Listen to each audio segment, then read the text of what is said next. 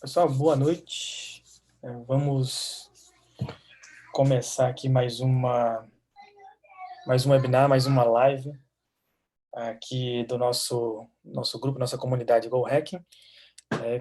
Contamos aí com a presença ilustre de um profissional de alto nível, nosso amigo Huáscar Tejeda. Huáscar Tejeda, só fazendo uma pequena introdução, ele é CEO, da empresa F2TC, right? F2TC Cybersecurity. Também contribui,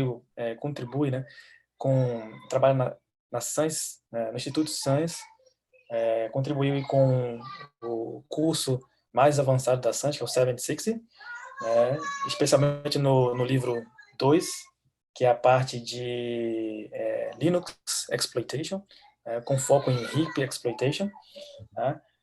Ele tem aqui um longo currículo, já tem mais de 20 anos na parte de TI, telecomunicações. Tem experiência na parte de pentesting, Linux Kernel Hacking, Software Development, and Embedded Hard Design. E tem muitos anos aí de trabalho na parte de segurança. Agradeço bastante aí a presença do nosso amigo. Ele aceitou participar nessa live, devotando aí um pouco do seu precioso tempo. Mais uma vez, muito obrigado por estar participando e ajudando, de uma certa forma, a comunidade do Brasil na parte de segurança. Isso que é o intuito da gente estar trazendo pessoas que sejam referências na área de segurança para poder falar um pouquinho da experiência deles, do que eles sabem, do que eles entendem e transmitir um pouco de conhecimento para a gente.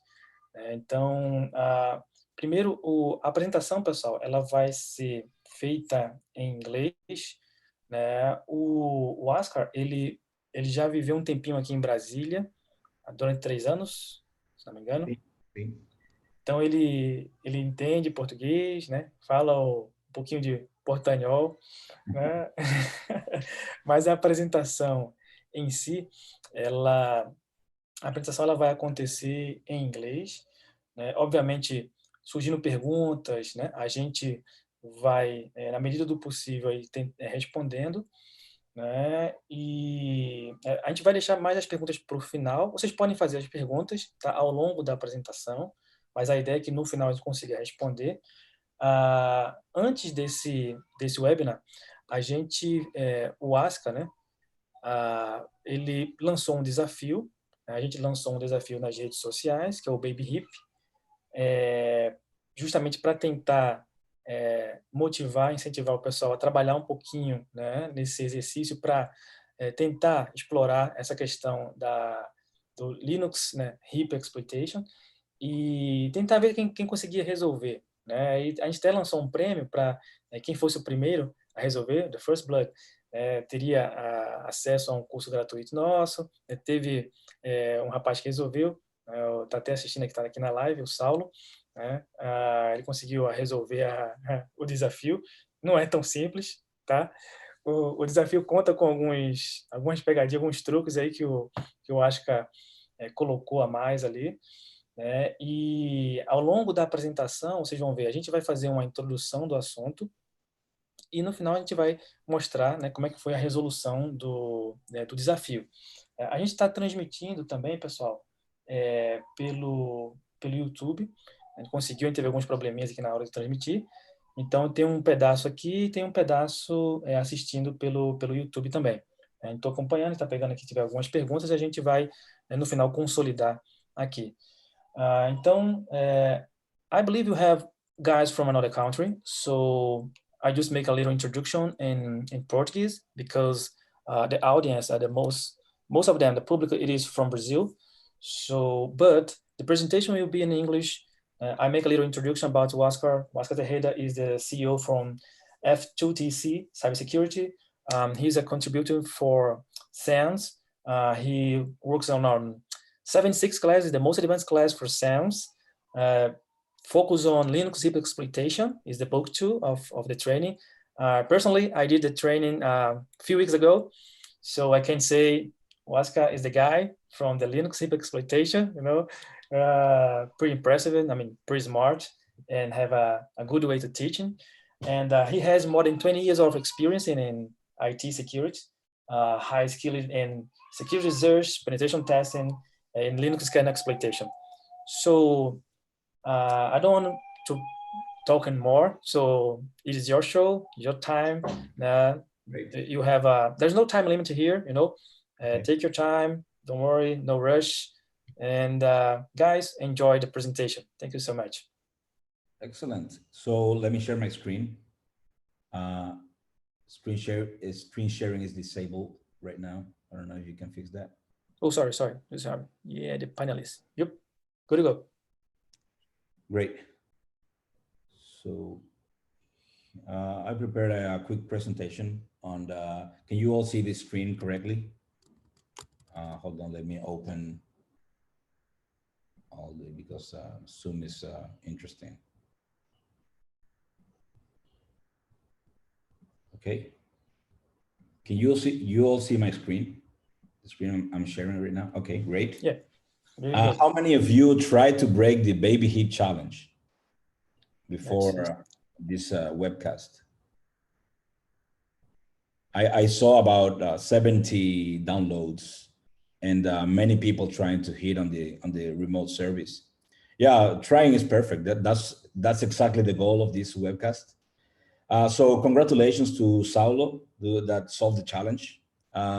It is a really complicated challenge, especially because it has the ingredient of being, using the latest version of libc 2.31. So it had a couple of additional complexities in order to solve it. And some of the known techniques of exploitation, you had to do some modifications to them in order to make them work. Or, just use your creativity if you have some experience exploiting the heap in the past. But the main idea of creating this challenge before the talk was to make this webcast more productive for the community. And first of all, I appreciate for Laios for inviting me to the Go Hacking community. I'm really humble and I appreciate this invitation. And to me, to give something to the Brazilian cybersecurity community is very meaningful. I really appreciate all of you being here today. And if you have any questions, feel free to ask them. I'm gonna try to have the chat window up, and in case you have some questions, I'm gonna try to answer to make it a little more dynamic. But then the main goal for this baby heat challenge was to get everybody on track, try to exploit it, try to do some research to understand a little more what is a Linux heap exploitation. And the main goal was not for everyone to solve it, but to at least try. And then today we're going to give a walkthrough on how to solve this challenge. But before we go there, I would like to give a quick introduction, like an overview of how the heap works.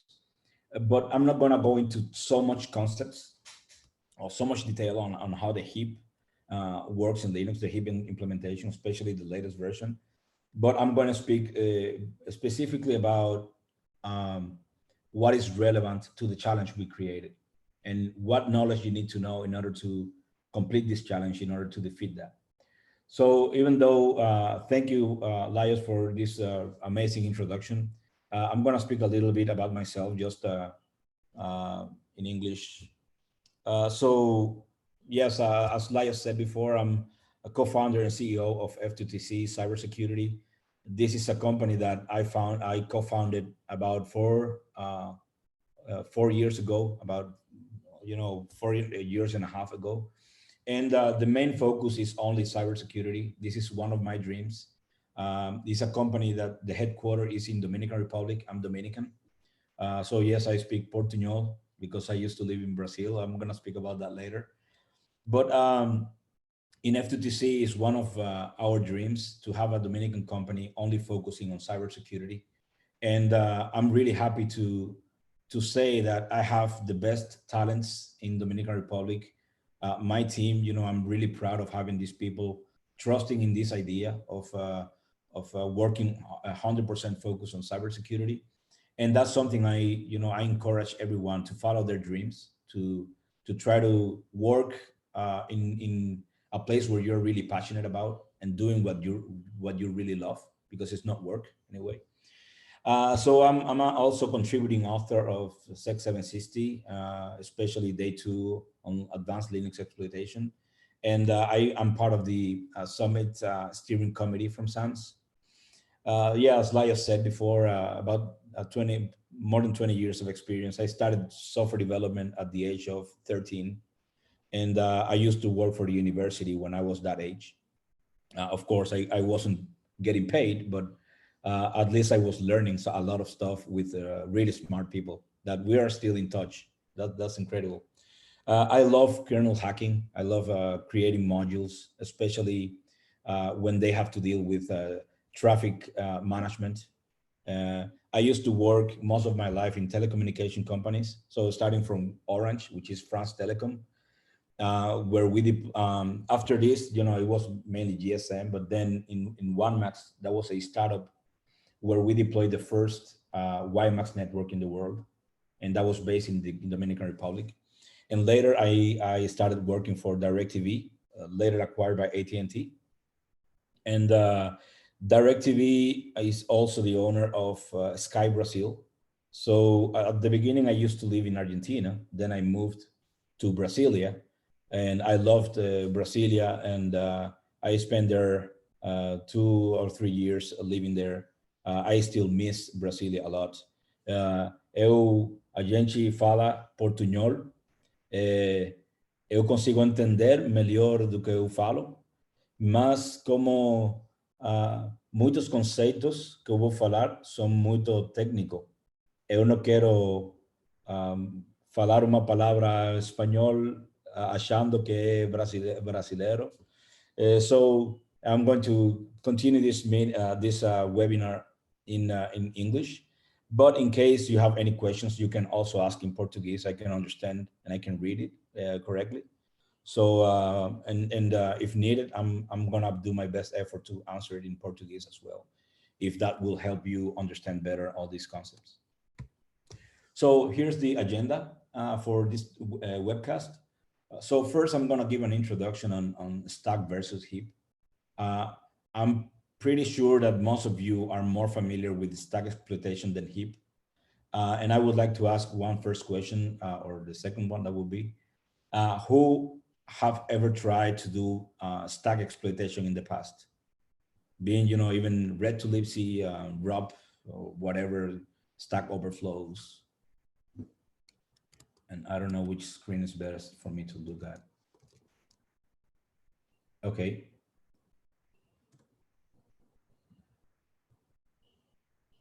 Great, so let me see if I can.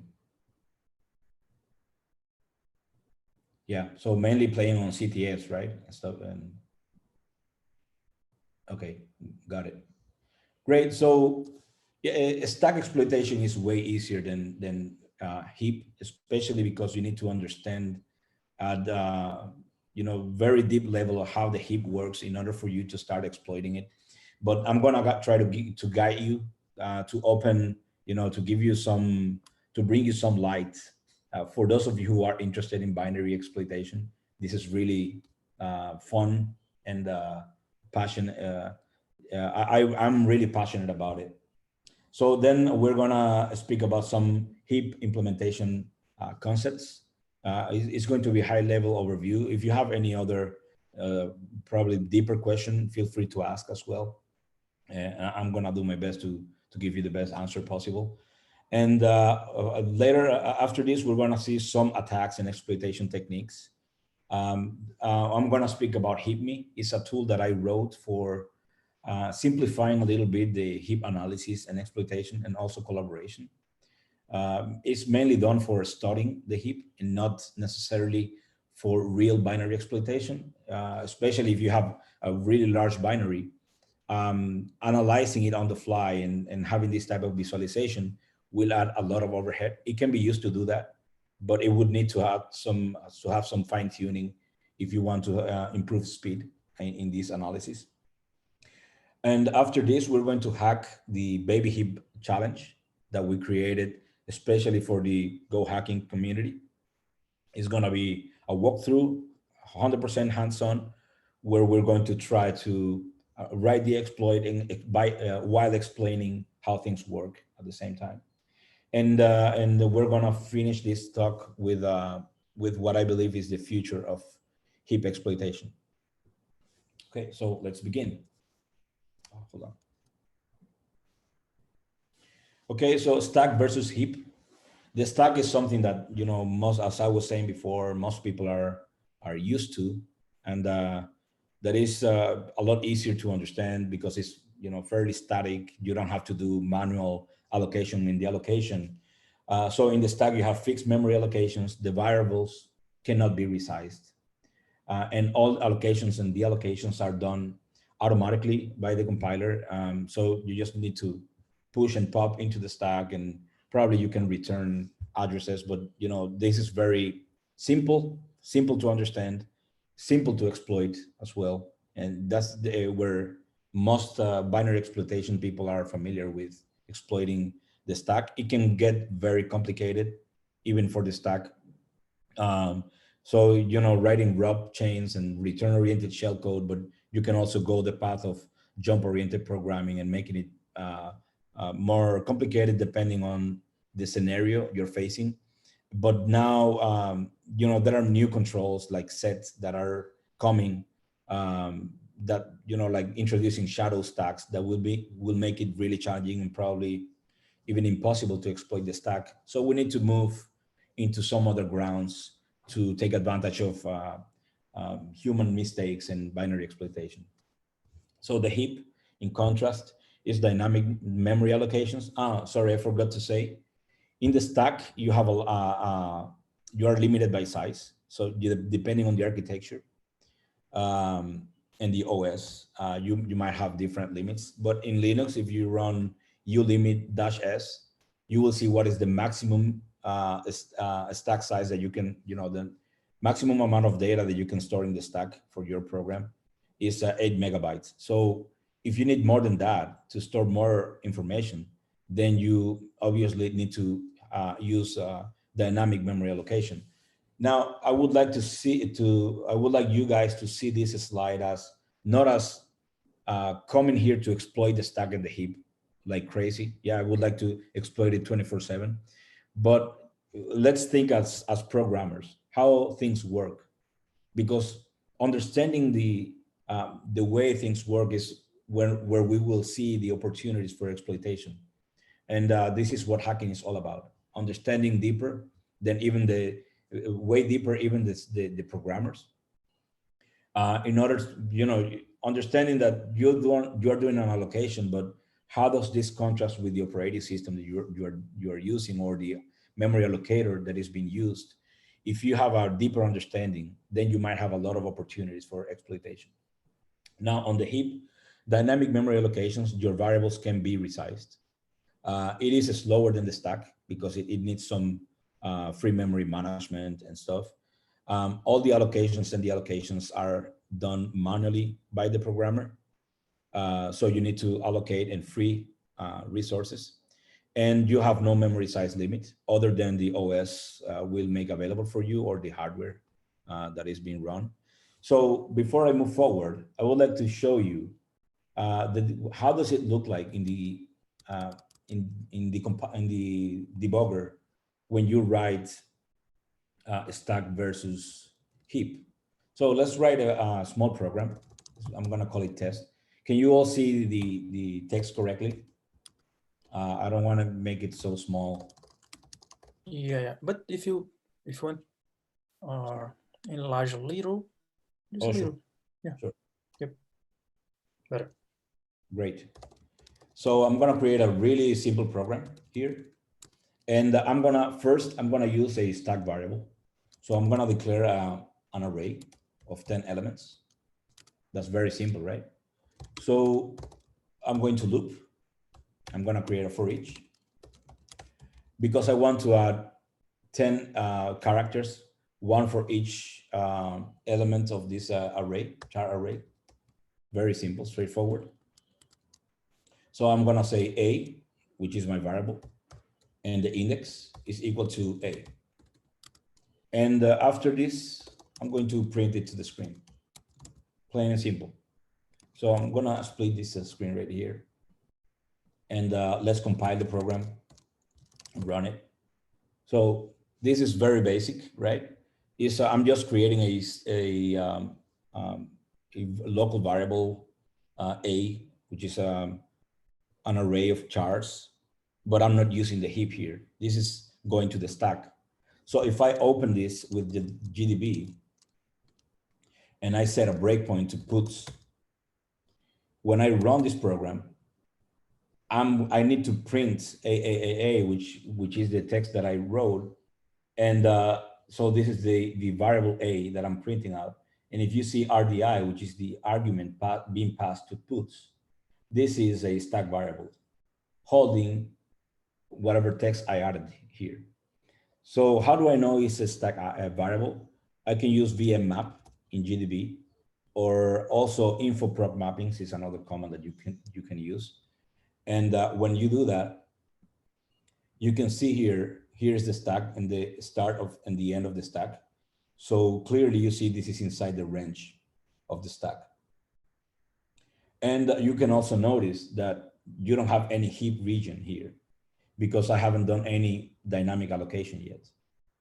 So what happens in a, if there's some type of programming mistake or vulnerability called off by one or one byte overflow, that if the programmer by accident allowed me to write one more byte than I should, for instance, instead of lower than, I use lower or equal than, what is going to happen? I get a stack smashing detected. Can someone tell me why I get this error?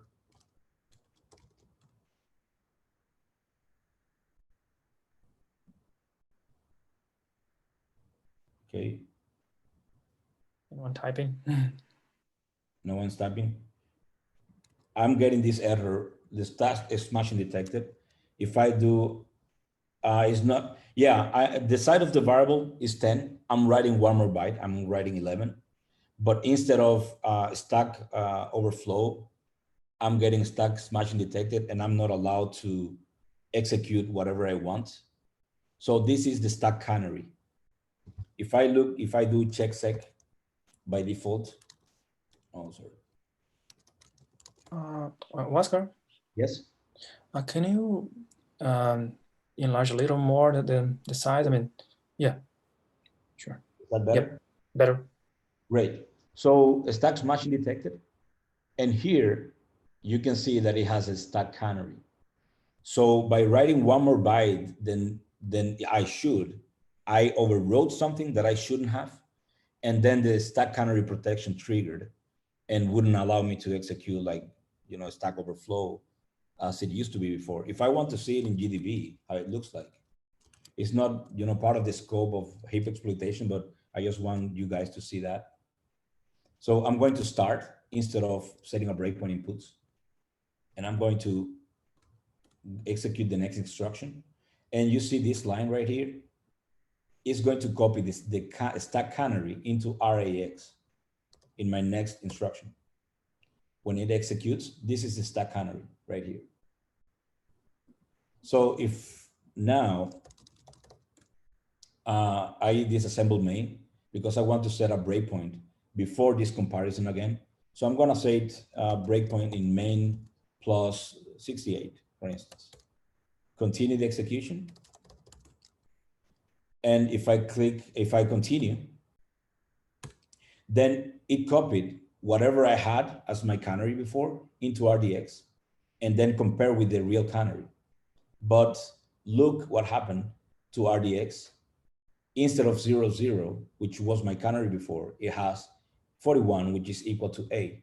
So I damaged the canary, and this wouldn't allow me to do a stack exploitation. That's what happens when you overflow in the stack. So in order for you to bypass this security check, you would need to rebuild the stack canary, probably by doing a memory leak before you do that. But that's outside of the scope of this. Now, what happens? So let's modify this binary. And instead of the stack, now I want to use the heap. I want to create two variables that are dynamically allocated. As a programmer, let's forget about hacking and security for a second. So I have my pointer here to malloc, and I'm gonna allocate a chunk of 24 bytes.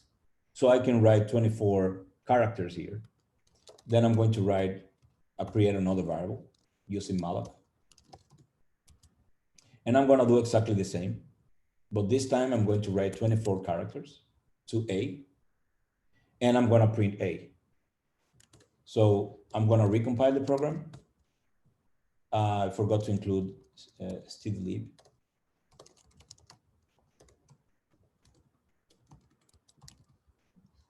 Recompile it and run it. So it's printing all my A's, all good. Now, how does it look when we create variables in the heap? So let's launch our debugger once again. We can begin. We can also set a breakpoint to puts as we did before, and we're gonna continue. So now, what is the address being passed into RDI for me to print all these A's? This variable is this one, the address. And it looked different than the one in the stack, right?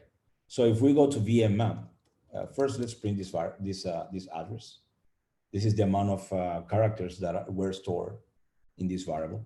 If we go to vmmap once again, look at the stack, how it was before, look at the address, and now it created a heap region, and this is inside the heap. You can see it right away. Now, one way for you to look at the heap and on all your allocations is by reading this, starting from this variable. And another way would be using Jeff as a GDB script or PwnDBG, or and use their utilities to simplify the task. So for instance, I'm going to use heap chunks, and this will display all the chunks that are allocated currently. So in heap chunks, I can see this is the variable that was passed to puts for it to print, and we can confirm that here. 9280 is right here, 9280. Another way we could display that, and my preferred way would be to print, let's say 64xg and the variable. So I subtract 16, and later you're gonna see why. So because of the structure, 8 bytes, this is the data. This is pointing to the data of the chunk. So -8 is the size, -8 is the pref size, but we're gonna see that later. And here's the data. So we have an allocated chunk, and it looks interesting because the second chunk is the same size, but we wrote one more byte than we should because the off by one. So if we write one more byte than we should, in the stack, you get a stack canary error. In the heap, you're actually overwriting the next chunk. So let's remove this for a second, because I forgot to remove it before the demonstration. Let's recompile.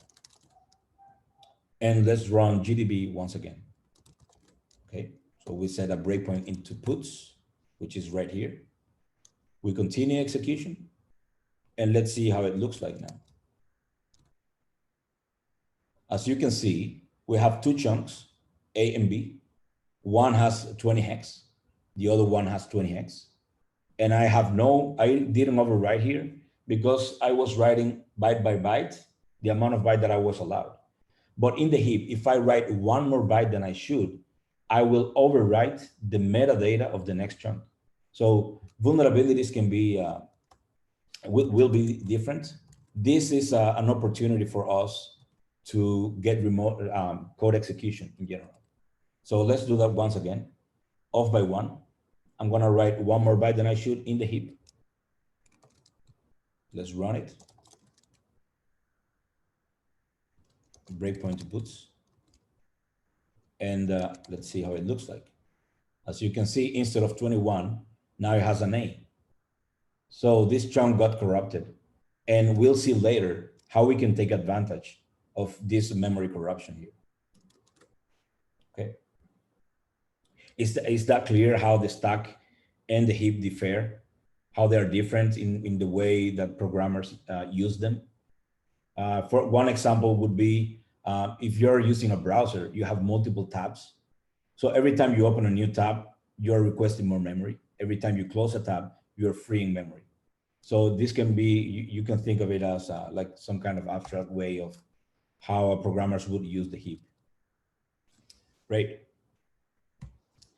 So now let's go into a few heap concepts for us to understand what's going to happen in the baby heap exploitation walkthrough. So the heap, as we know, is a dynamic memory. We use different functions in order to allocate and free memory as programmers. So malloc, calloc, realloc, free, those are mainly the functions we use. So there are differences in malloc and calloc. In malloc, you allocate or request memory, and the memory will return to you uninitialized. Calloc will be initialized to 0. And realloc, if I want to resize memory, if I want to request more, I can use realloc. And whenever I want use this memory again, I'm gonna call free, because I don't want my program to keep eating memory, right? I just want to reuse the more I can to make my program more efficient memory-wise. Now, on the right, you see the memory layout when you run your program. If we look at it from the lower memory to higher memory, so first we have code segment where all your executable instructions are. Then we have the data segment for initialized global or static variables. Then you have the BSS segment for uninitialized global variables or static variables. And following BSS segment, we have the heap segment. And this line sitting between the heap segment and unallocated space, we call it the wilderness or top chunk. This is what separates our heap, what was assigned to our program, and unallocated space. And whenever our program requests more memory to the operating system, it's using SBRK system call. So whenever the program needs more RAM, more memory, and it doesn't have memory available in the free chunks that we're gonna see later, it will request to the operating system more memory to the program. Another way to request a single contiguous chunk of memory is by calling mmap. So for instance, one program might say that it wants a contiguous size of memory because it wants to do its own allocations or its own heap implementation on how it manages free memory. So for example, Google Chrome, they use tcmalloc instead of the standard allocator.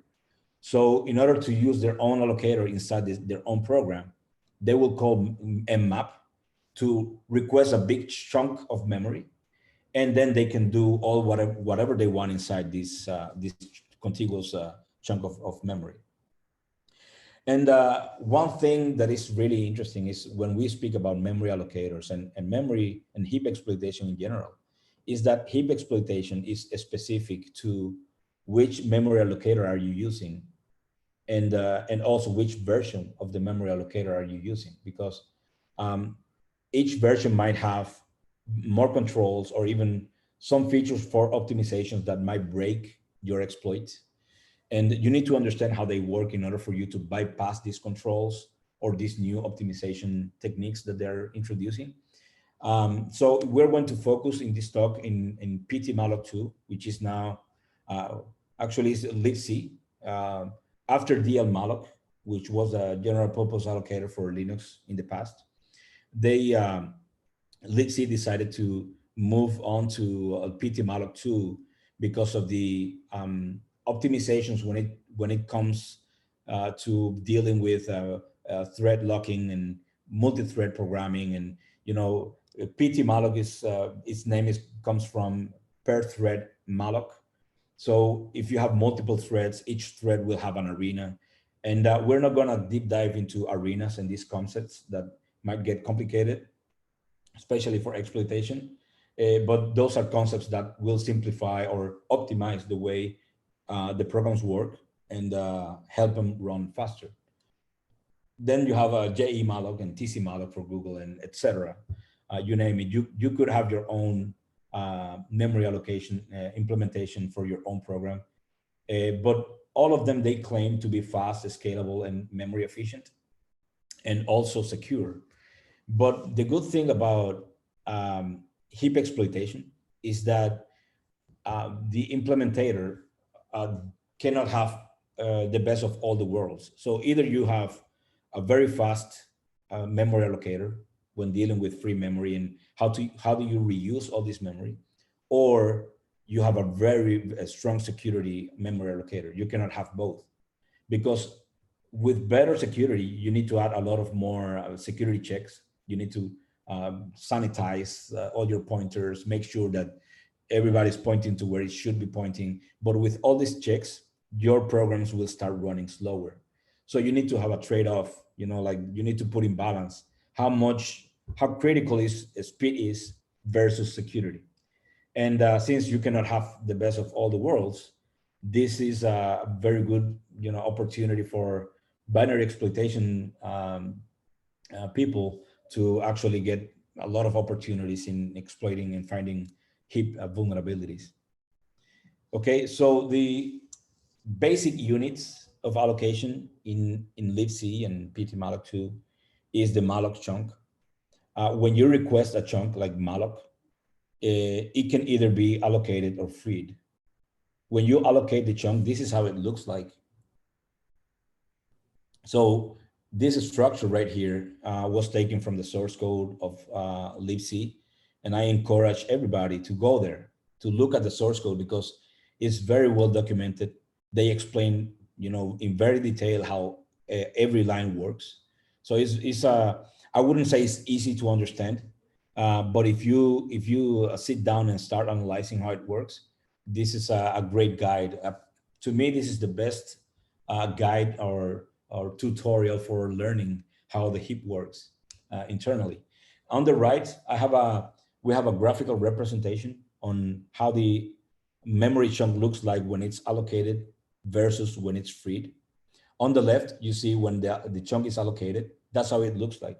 So first you have the previous the size of the previous chunk. If the previous chunk is not in use, it's not allocated. If it is allocated, if it's being used, one chunk right here, this will be used for data instead of the previous size. Then you have the size of the current chunk. Then you are in the same size, the least significant bits of the size field are used for flags. And these flags can be A and P. So P for the chunk is the previous chunk is in use or not. If the previous chunk is in use, it will be set to 1. Otherwise, it will be set to 0. If the chunk was obtained or requested using mmap or malloc, for instance, or calloc. And also if the chunk belongs to the main arena or not. Those are the 3 flags that could be set. Following the size and the least significant bits, you have the data, which is all the A's that we added in the program. And if our program is being used, because right now it's allocated, this is going to be data as well. We can store information here.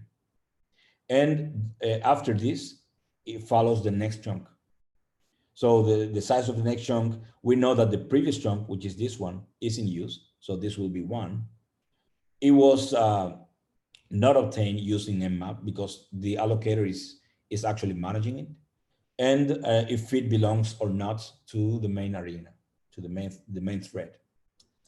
And when the chunk is free, when we call free on a chunk, we have the size of the previous chunk as before, the size of the current chunk. We know for sure that this wasn't requested using mmap because we freed this resource. Malloc, libc or ptmalloc2 is managing it for us. Then we have the forward pointer and backward pointer to the free list. And after this slide, we're going to start speaking about what happens to a chunk when you free it, because that's where the opportunities come. So allocating a chunk is very simple. You saw it before. We call malloc or calloc. We have a chunk. We can store data. That's it. The end of life. There's nothing else we can do after that. Now, when we free a chunk, the allocator will not return this chunk to the operating system.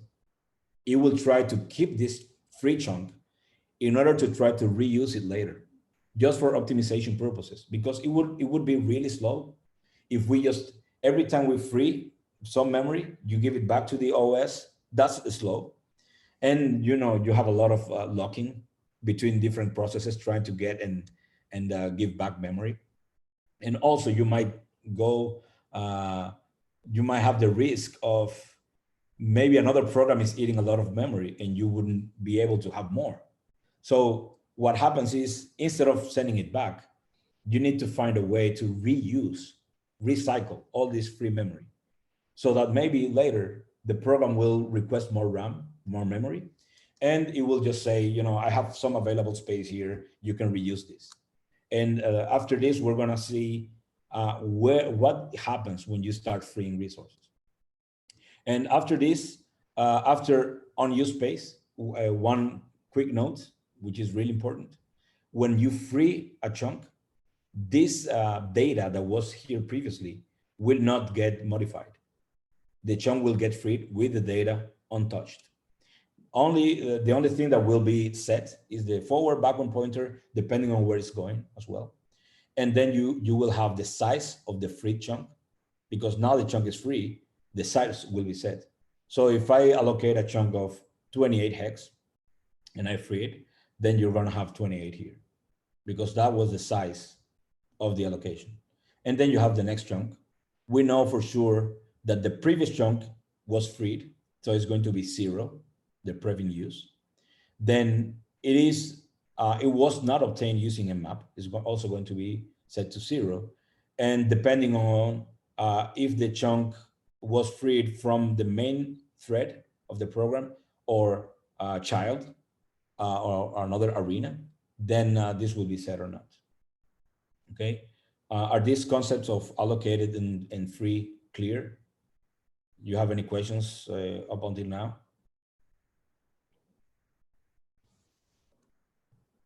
Okay, I don't have the YouTube open, so I don't know if someone. Oh, good. You're good. Okay, excellent. So let's move on. What happens when I free a resource? So depending on many factors, because that's where it gets complicated. It might be freed to a certain number of free bins. So, and I'm going to speak very quickly about them. The fast bin, for instance, is not something that you will see in the baby heap challenge, but that would be the first optimization. So let's say we are the ones designing the allocator, and we might do some statistical analysis on how our program runs. So maybe we might find an opportunity where most of the chunks we allocate and free are really small chunks most of the time. Like the average of all the chunks we use are really small. So why would we send it to like sorting and storing it somewhere, which is really complicated and takes a lot of time, instead of creating the fast bin, which is like a table of really small and fast chunks that can be really easily reused. So that's the first optimization that was introduced in ptmalloc, I would say. You have also this concept in dlmalloc, but then recently freed small chunks will go to the fast bin. It is singly linked, and it's last in, first out. This is the order of whenever you free a resource and you request a resource of the same size, the last chunk that was sent to the fast bin will be returned to you for you to reuse it.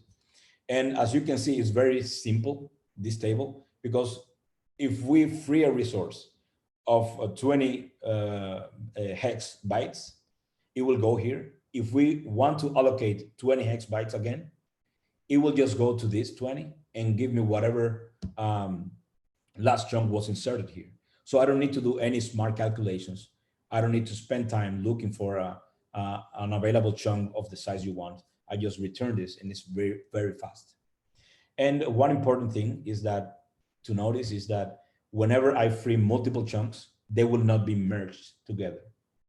So what will happen is they will just, the forward pointer will point to the next free chunk over and over, but they will never be merged in the fast bin. After the fast bin, we have the normal bins.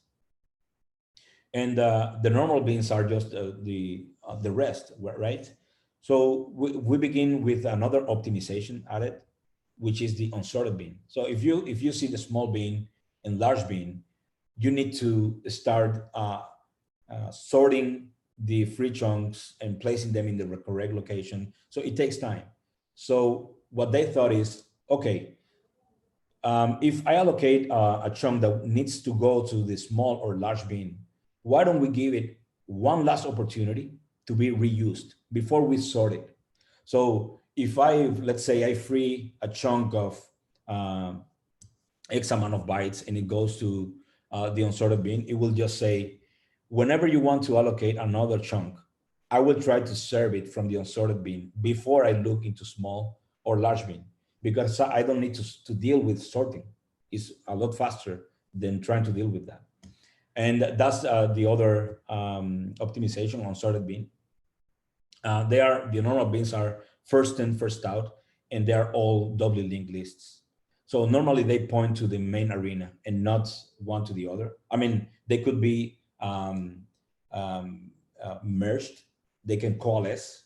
So whenever I free multiple chunks into the unsorted bin, etc., they will be merged. So the doubly linked list will start pointing to each other. So as you can see in the graphical representation here. Then you have small bins and large bins.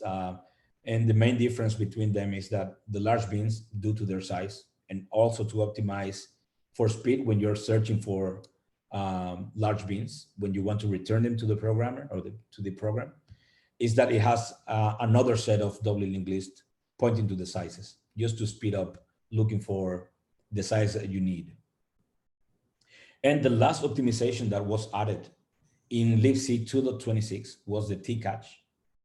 And we didn't speak about the concept of arenas here, but if a programmer goes crazy and starts launching more threads than they should, let's say it has a dual core and is launching 60 threads, what is going to happen is that the arenas, they will start trying to have one heap for each thread, but there's going to be a point, because of the amount of cores that you have, that you're going to reach the limit, and it will start locking again. And with locking, that's where the performance penalty will come. So in order to try to overcome this, that's another optimization that was added, the per thread catch. And the way it works is that you have a maximum number by default. I mean, you can modify this if you want for your operating system, your glibc. You can recompile it and change these values if you want. But by default, max bins are 64 bins for T-catch, and each bin, similar to the fast bin, is almost the same behavior. Each bin will have maximum number of 7 free chunks. What will happen is that when you reach this limit of 7 chunks, it will send the next free to the unsorted bin. So you will bypass a lot of the security checks as well. And something very, very hilarious, I would say, is that when T-catch was introduced in libc 2.26, I would say all the security controls, all the security checks of fast bins and everything else were bypassed. So hacking the heap in 2.26 was easier than hacking DL-malloc. That was crazy. It was a lot of opportunities for security researchers and people who focus on binary exploitation, because you can bypass all the security controls in 2.26. Even doing a double free was as simple as just freeing it twice. It was really simple. And, they made heap exploitation really simple again. So here are a couple of heap attacks and exploitation techniques. So you can go from what we saw before, heap overflow, taking advantage of an off by one vulnerability or a null byte poisoning, or whatever else, stir copy incorrectly put placed there. Then you have use after free, when you try to use a resource that was already previously freed. Double free, if you try to free it twice the same variable. Invalid free. The invalid free comes when you try to free a resource that was requested using mmap instead of malloc or calloc. If you try to free something that is not managed by the allocator, then that's an invalid free. Those are also opportunities for exploitation. And you have others like heap spraying, that is more focused on browser exploitation. That Steven Sims is an expert at doing that. So for studying the heap, one of the best resources that I might recommend to everyone is the How to Heap. That is managed or run by Shellfish and maintained by Shellfish. Those are great hacking teams. And here they have a repository of modern heap exploitation techniques, and they will tell you on which libc version they work.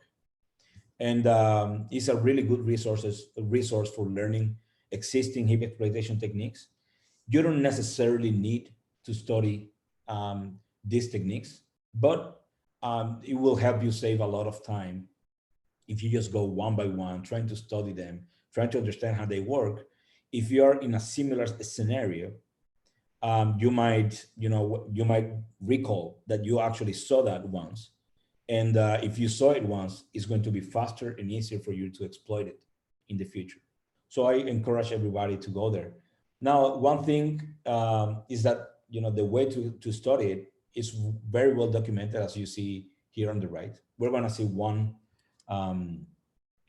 particular exploitation technique from How to Heap later. But here, this is the way for you to study that. So basically, you compile this, you run it with your debugger, and you try to see step by step what it's doing. Try to see step by step how the heap layout looks like, how the free bins look like. But then, is there an easier way to study heap exploitation?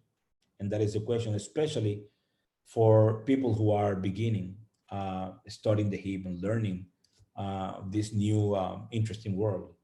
So that's why that's the main objective for me to write this tool, which is called HeapMe, Heap Made Easy. Heap Made Easy is heap analysis and collaboration tool. And I mean collaboration because it's great for playing on CTFs when you are trying to defeat binary exploitation. And if you're working in teams, trying to break them together, because it allows you to do timeless heap debugging. You can go back and forth without rerunning the debugger. You can also share the link with other participants of your team, and the others will have read-only real-time access to visualization to whatever you're visualizing in your debugger as well. It currently supports only ptmalloc2, and right now it's integrated into Jeff and Pwn tools. Of course, it's an open source tool, and now I'm finalizing a new version. What can you contribute? Well, if you go to the GitHub, whatever idea that you might come up with, for instance, someone who works as the lead for red teaming in F2TC contributed the Docker Docker files for you to launch without having to manually install all the tools and integrate them to run your binaries a little easier. But then I'm finalizing a one version that is going to be 100% offline, where you not necessarily need to point it to heapme.f2tc.com, but you could probably run the server offline using Docker as well, just to simplify. And that will also allow two-way communication with your debugger from the web interface. And one thing that I would love to see from the community is trying to see if we can add more support for other allocators like dlmalloc, like tcmalloc, etc. even ARM stuff and Windows low fragmentation heap, etc. That would be really nice. I would say, as soon as I have enough time to finish the last version, I don't have. Uh,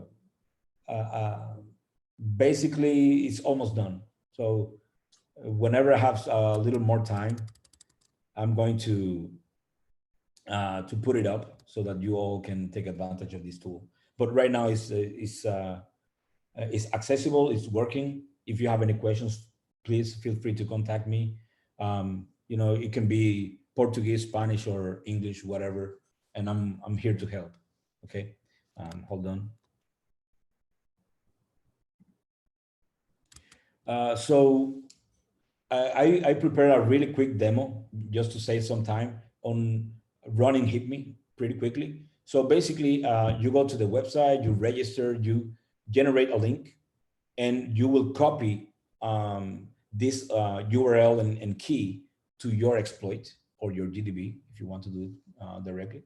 So here's the tool running. You copy this, and you add this line to your exploit if you're using Pwn tools, for instance. And when you run it, it will launch your debugger. In this case, I was running the debugger using Terminator, but you can use tmux or whatever terminal you want. And as soon as you run it, your exploit, you will see immediately how the heap layout looks like. If you do an overlap, if you free a chunk, in which free bin will it go? So it's very easy to visualize, and it will simplify a lot your work if you're exploiting a binary, especially in teams. Now, for this talk, I'm not going to be using HipMe, just to show you how you can do that without this type of visualization. I'm going to simplify the more I can so that you can follow. And once this exploit is done, you're going to see the shell was spawned, and you can go back to the beginning. You can see the full layout. You can start over. And on the left, you can see the log. You can also send logs to it and start walking through step by step. This is also very handy for studying how to heap. You just need to run your debugger with it, and it will work. If you have any questions, please feel free to contact me later.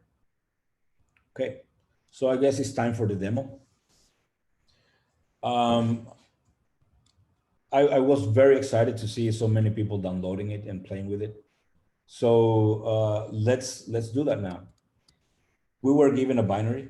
Let me exit this. Sure. I'm going to delete these files. So we were given two binaries. One was the GH for Go Hacking baby heap, and after that was the libc.so. So the libc was provided, and if you play on CTFs in the past, and you have done binary exploitation, heap exploitation, let me move that here.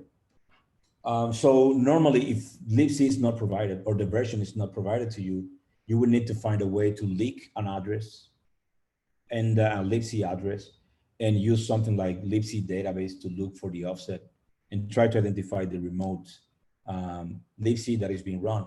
Why is it important for heap exploitation? If you don't know which allocator is being used in the remote host, if you don't know which version is being used, it's going to be impossible for you to know how to bypass certain security controls. So if, for example, we were exploiting libc 2.23, then the techniques we would use would be completely different and maybe easier at some point. But here, we don't know which libc version was provided to us. One really simple way to see that is by using strings, the strings command. And you can grep release. And here you can see it is using libc 2.31. So that makes this program really complicated to exploit because it's using the latest version of or stable version of libc. And that version comes with the latest version of Ubuntu 20.04. So I try to bring some really very fresh content to you guys, because this is, very recent. And I always like new content, new stuff, even though the techniques might look familiar, because not so much stuff was changed in the 2.31 if you compare to the 2.30 or 2.29. But that's the release that was given to us. And then we have the baby heap binary. Huáscar, Sorry? Huáscar, sir, if you allow, there is a little question here. I mean, based on the libc, it is how do you manage exploiting different glibc versions? Well, that's a very good question. Basically, you need to study the different techniques. So if you begin by, for instance, most people are using Ubuntu 18.04 long-term support, right? So you go to that version, you start trying to play with these binaries. You can even go back if you want to, but if you go to the how to heap, for example, it doesn't have to be this resource. You can go to other resources.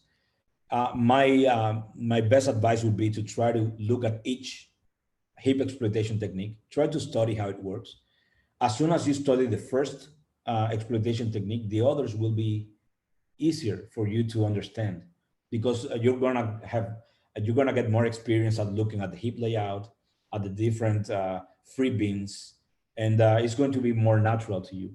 So another way for you to become proficient at exploiting the heap is by playing in many CTFs. Most of these heap exploitation techniques are going to be mainly academic. Probably you're not going to have a real opportunity for exploiting this specific technique.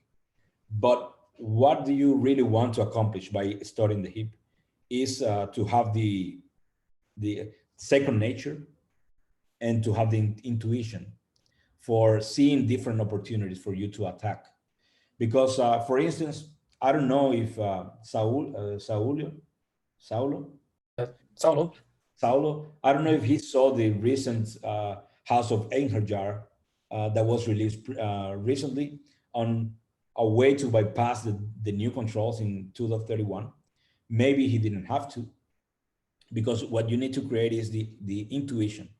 Because once you have that, and you have you have been practicing exploitation a lot, when you see an opportunity, you just need to go to the source. What was changed in this new version that doesn't allow me to execute my exploit? And you might come up with a new way that no one has seen before of exploiting the heap. And this is, just making it second nature, making it fun to study heap exploitation. In some situations, you might find a way that you can have full control of the heap layout, and you can allocate and free and place all the chunks in the positions you want. That's also called the heap feng shui, for placing them in the correct positions in order for you to exploit. In some cases, you don't have this opportunity, but if you have the intuition, you might be able to exploit it anyway. And that's, to me, heap exploitation is the best way to say, that what is hacking all about. It's about being creative. It's about finding new ways of exploitation. And if you find a new way, giving this back to the community, that's also really valuable. That's also really good. But that's a really good question. I liked it. Nice, thank you.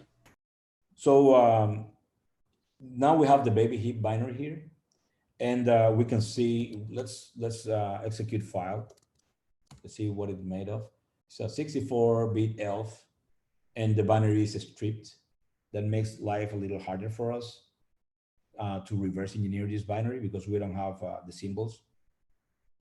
But then, what are the security added to this binary? So we can run checksec baby heap, and it has all the security controls. So everything related to stack security checks, we don't care about that, because we're exploiting the heap, right? So stack canaries, non-executable stack, they can live with that. They can enable it if they want to. Pi and ASLR, we're going to bypass them with a memory leak, for instance. But the only binary protection that we care about is full reallocation read-only.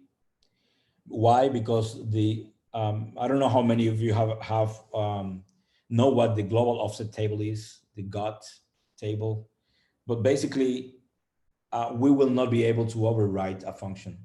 We will not be able to override global offset table, and that's terrible to us. So we will not be able to override one function that is going to be executed. And if we override GOT, then the PLT will point to whatever we want. We cannot do that with full reallocation read-only. So one way to bypass this security control is by abusing memory allocator hooks. So if we think about programmers, let's forget about hacking, right? For 1 second only. If we look at memory allocator hooks right here. So memory allocator hooks are features enabled for programmers to improve or optimize or change the way malloc, calloc, malloc, realloc, free, memalign work. So as programmers, we could hook into these functions. We could create a function that whenever we run malloc, this hook will be executed. This is a simple function hook, like a plugin. Whenever we run free hook will get executed. Now, the good thing about these features is that if we can override free hook, for example, whenever we run free, our function will get executed. And so this is a really good way of bypassing full reallocation read-only. Instead of trying to override GOT, we will just try to override free or malloc, depending on how the binary is constructed. And we might achieve code execution by replacing free hook with system or with a one gadget, for example.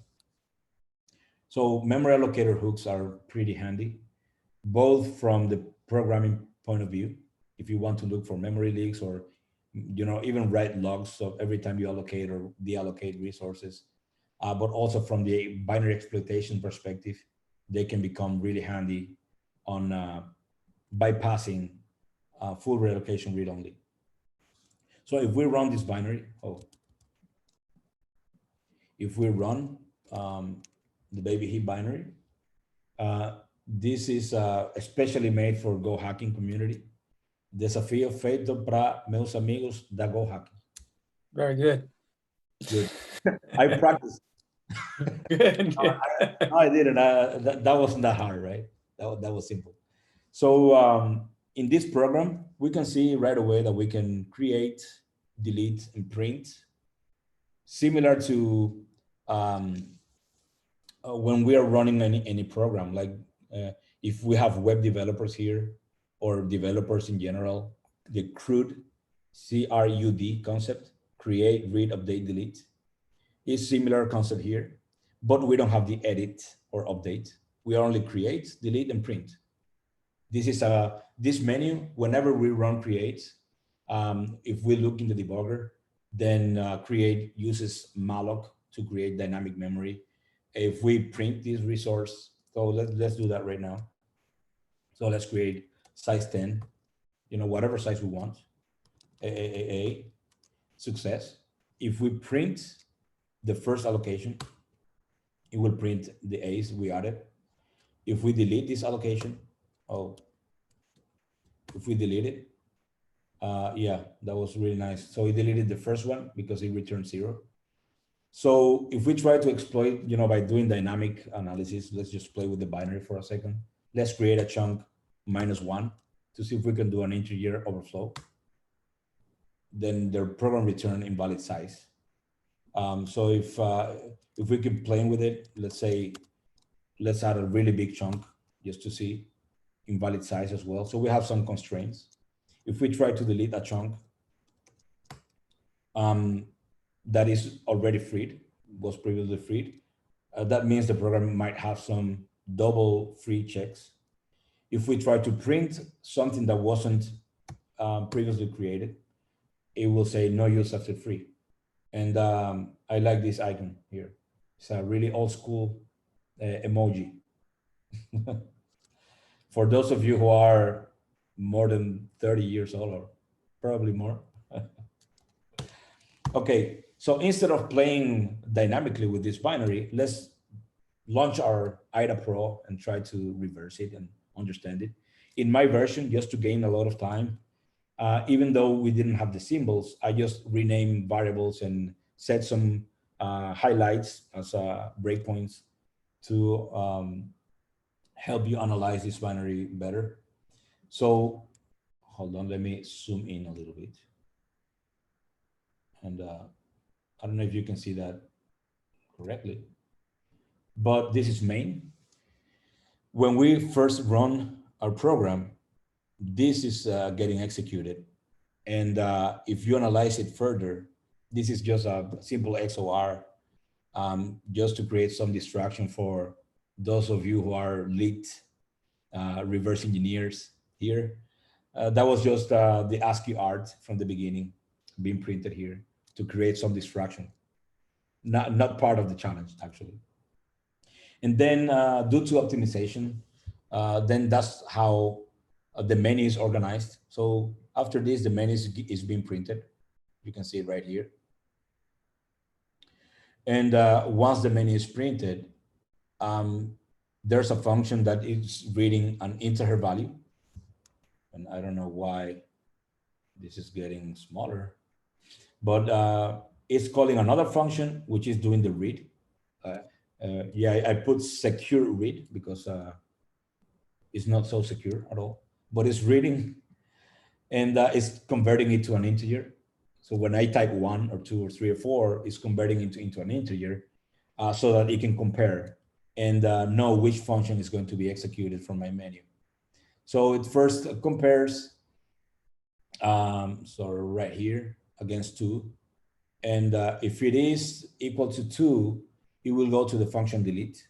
And we can see that from our menu here. 2 is delete. So I renamed the function as delete. If I go here, and is that something you can read? Can you read that correctly? The size? Yeah, it's a little small. I don't know if you can increase that. I mean, yeah, you lost a little quality, right? Yeah, but it's okay. Yeah. Even here, I don't know why IDA Pro didn't like my zooming. Sorry, but yeah, we can read. I mean, yeah. So as soon as we execute 2, it will ask for an index and read the integer because it wants to know which index you want to delete. And then it will do a comparison. So 16 is looking if it's lower or equal than 16. So that means probably we have a maximum number of 16 allocations that we can do. We can only create 16 chunks. We can only create 16 elements inside this array. Then if it's larger than that or less than that, it will say, what are you trying to do? And I like this message. Otherwise, it will try to see if this element was freed before or not, if it's null or not. And that's when you see no double free.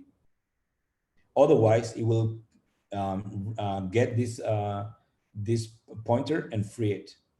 It will call free and return to the main menu. That's how delete function works. We go back to the main menu. If we execute 1, if we type 1 as the option, it will go to create. And this is probably the most important function here for us. Okay, so the first thing it's going to do is, since we are trying to create a new allocation, it will compare how many available chunks are, depending on, it will start looking if there is an available pointer or in the structure that would allow us to allocate a new memory chunk. Otherwise, if it's not, it will go down here and say no more allocations for you.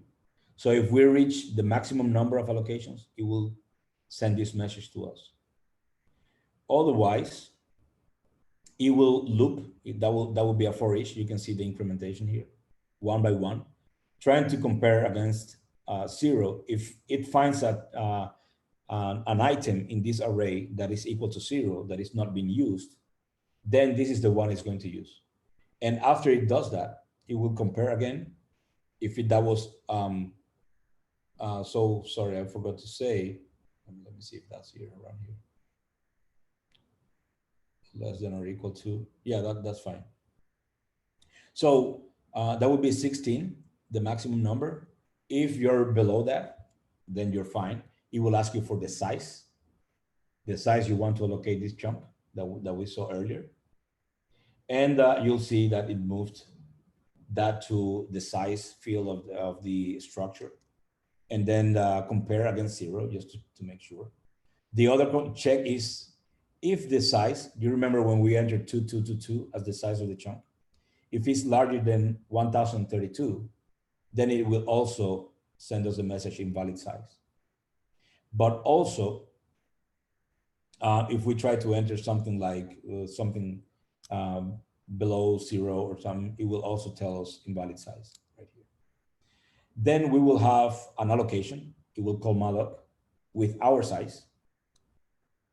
And it will request the data you want to add to this new variable or allocated chunk. So here is, if you look closely, it will do read 0, and 0 as it will be a standard input. It will read from standard input 1 byte into our buffer.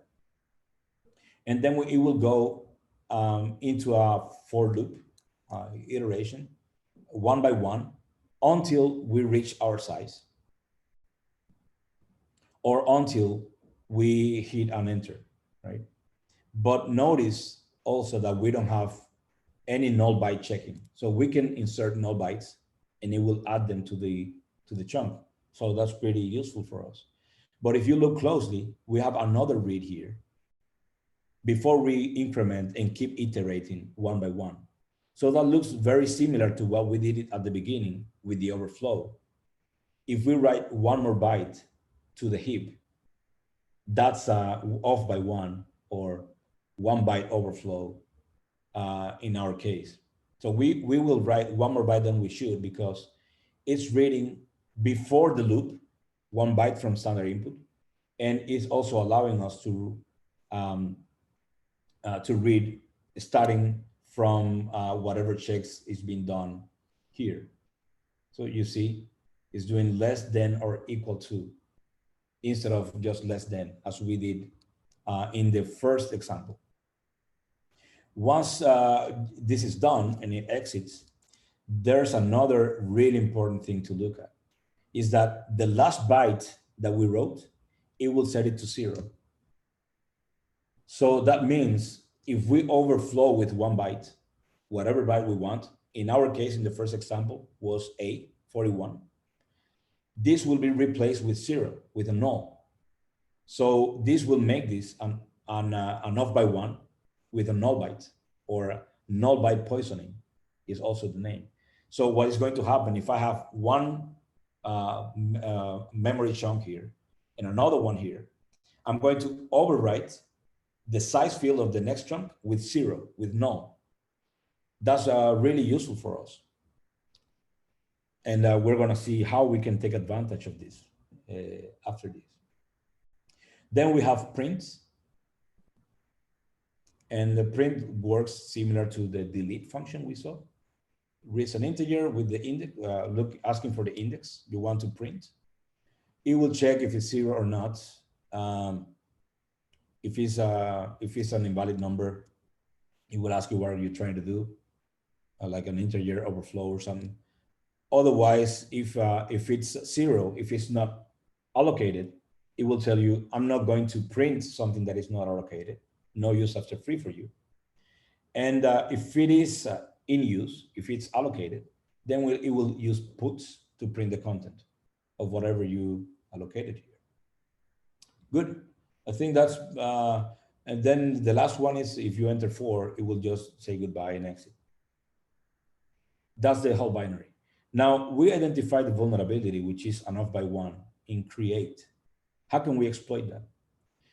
For those of you, I know many of you are getting to know me now, but recently I posted something on the shellfish that is the House of Einherjar, the first version of House of Einherjar that you can go to the repository and look, used to work with an off by one overflow with a null byte, similar to the vulnerability we just saw.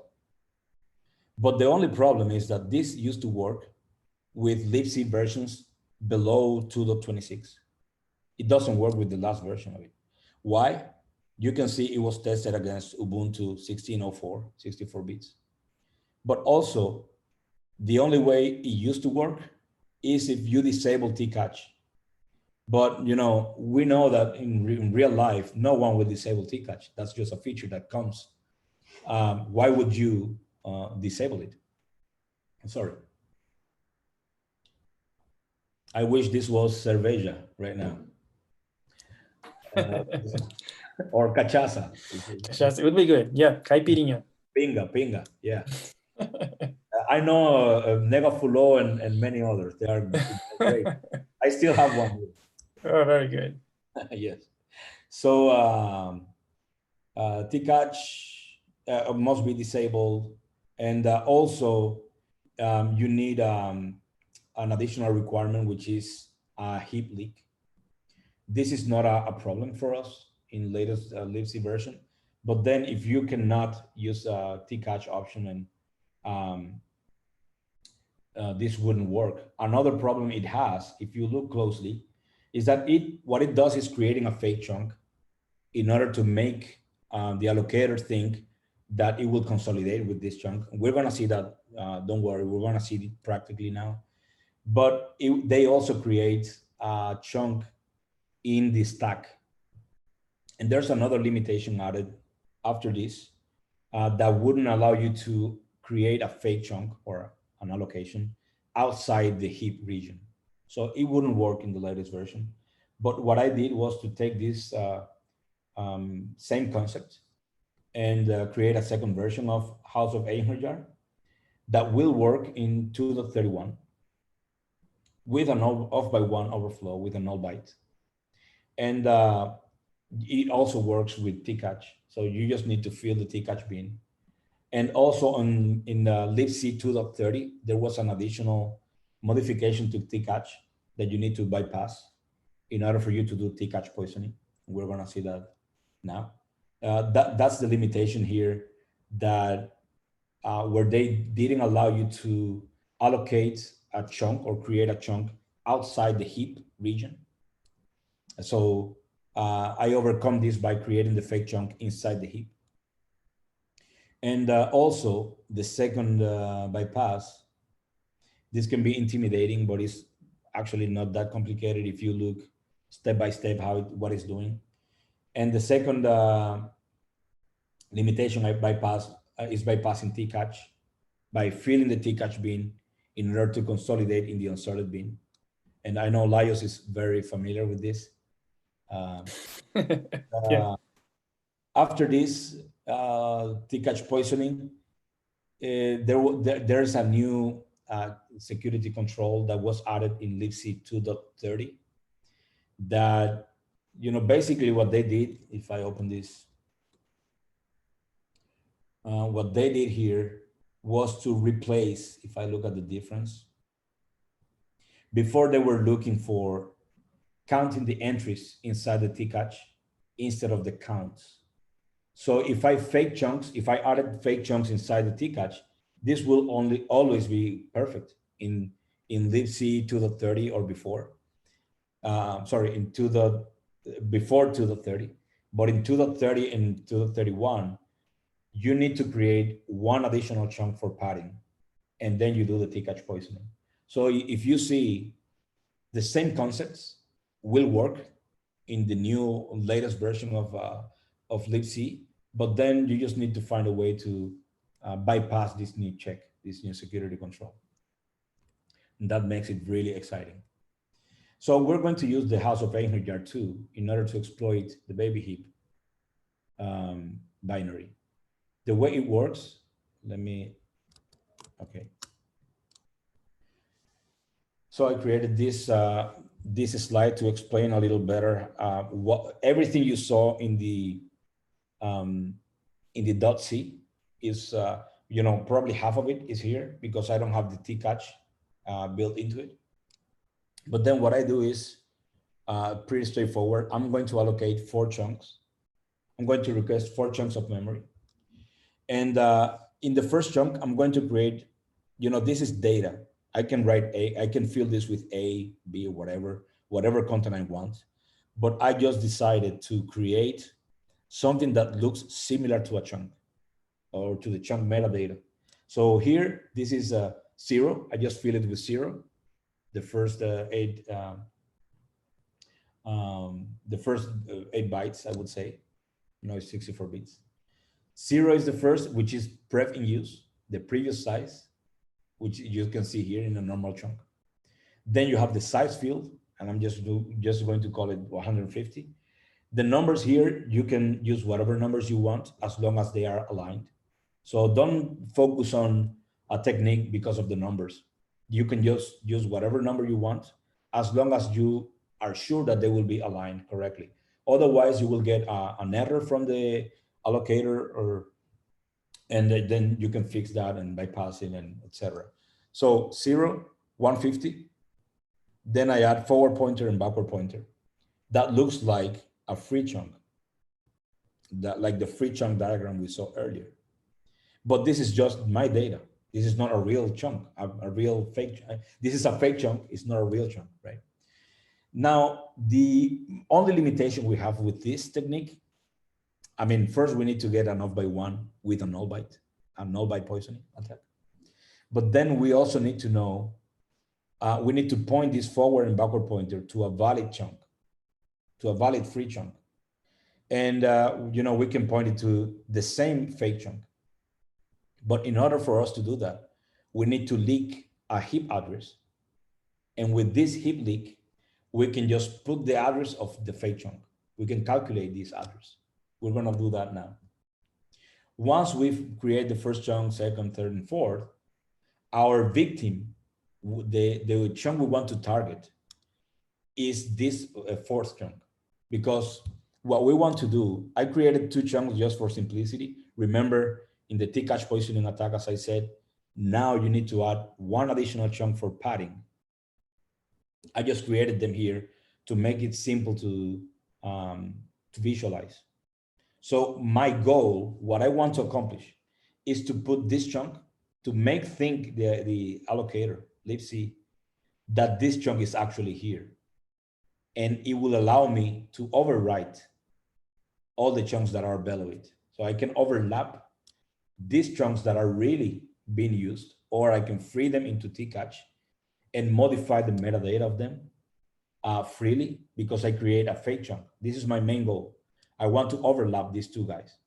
So I'm going to take advantage of the off by 1, as we saw in the first example. By freeing the third chunk, we're going to create a new chunk of the same size, but now we're going to write 1 more byte that will be set to 0. And before, 8 bytes before that, I'm going to write 150, which is equal to the size of our fake chunk.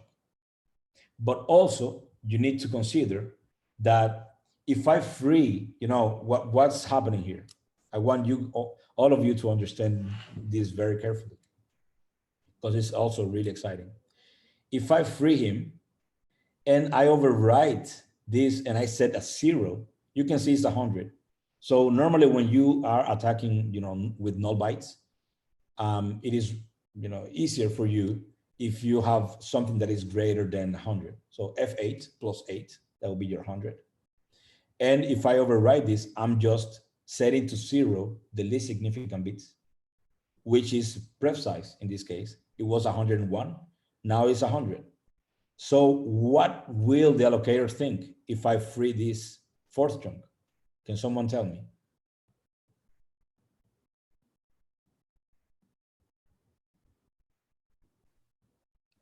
Let's see if we have someone. Yes, I'm gonna give it. If let me ask this question again. If this is 0, that means what? If I free it, what is it going to try to do? What does 0 means? What 1 means and 0 means? Let's see. Exactly.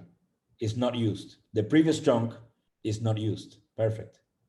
Now, if I free the fourth chunk, what will it think? What will it try to do? I haven't explained it 100% because it's a lot of detail on coalescing, but what it's going to try to do when I free is that it will say, okay, if pref size is 0, the previous chunk is not used, I'm going to try to merge both chunks. Only if it's not in the T-cache. Because if the T-cache is not full, it will send this chunk to the T-cache right away. T-cache will not coalesce, they will not merge.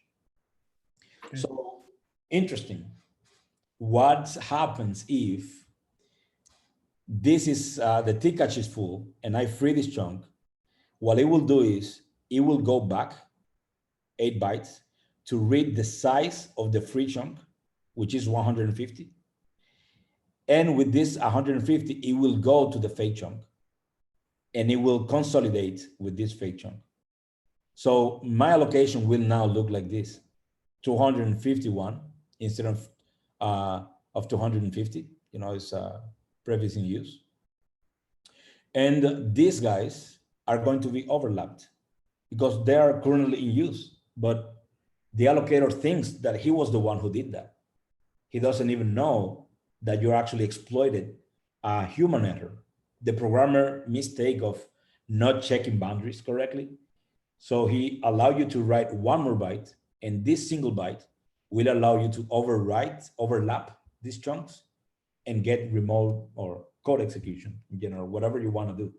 In our case, it's remote code execution. We want to get a Linux shell in the baby heap challenge. Okay, is that understood correctly? Does someone has any questions about it?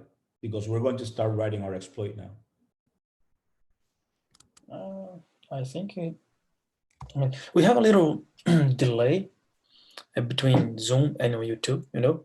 Okay, I understand. Okay. Normally, yeah, these are a few seconds. I don't know how much, but they're a few seconds. Yeah, because a few guys answered the question about the free chunk, you know, when they put the previous chunk is, okay. So Fabiano is asking a question: when this merge occur? That's a good question. Yep. If the merge occurs, in this case, we are going to free the T-cache because we want them to merge. Otherwise, the merge will never happen. So we're going to fill T-cache with 7 chunks of the same size of F8 or 100. And once we fill the T-cache, we're going to free this chunk, number 4. And when we call free to this element of the array or to the pointer, it will consolidate with this one over here. So at this point, I'm just going to have the available memory in the unsorted bin. So for me to use it, I need to allocate again whatever size I want to be served from the unsorted bin, because this is going to be available in the unsorted bin. Okay, great. So it's time to get our hands dirty and start writing our exploit.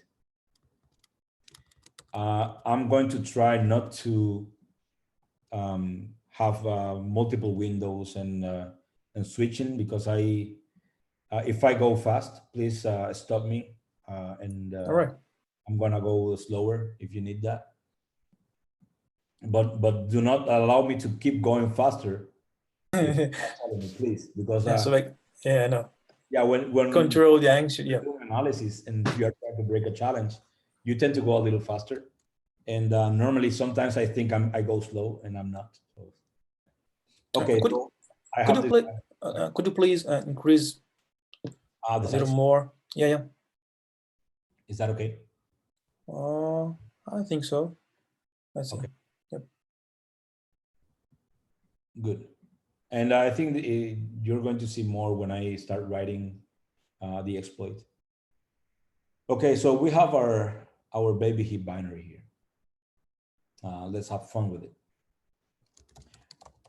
We're going to write the exploit using Pawn tools, because it's a really great library for exploit development, especially on this type of challenges.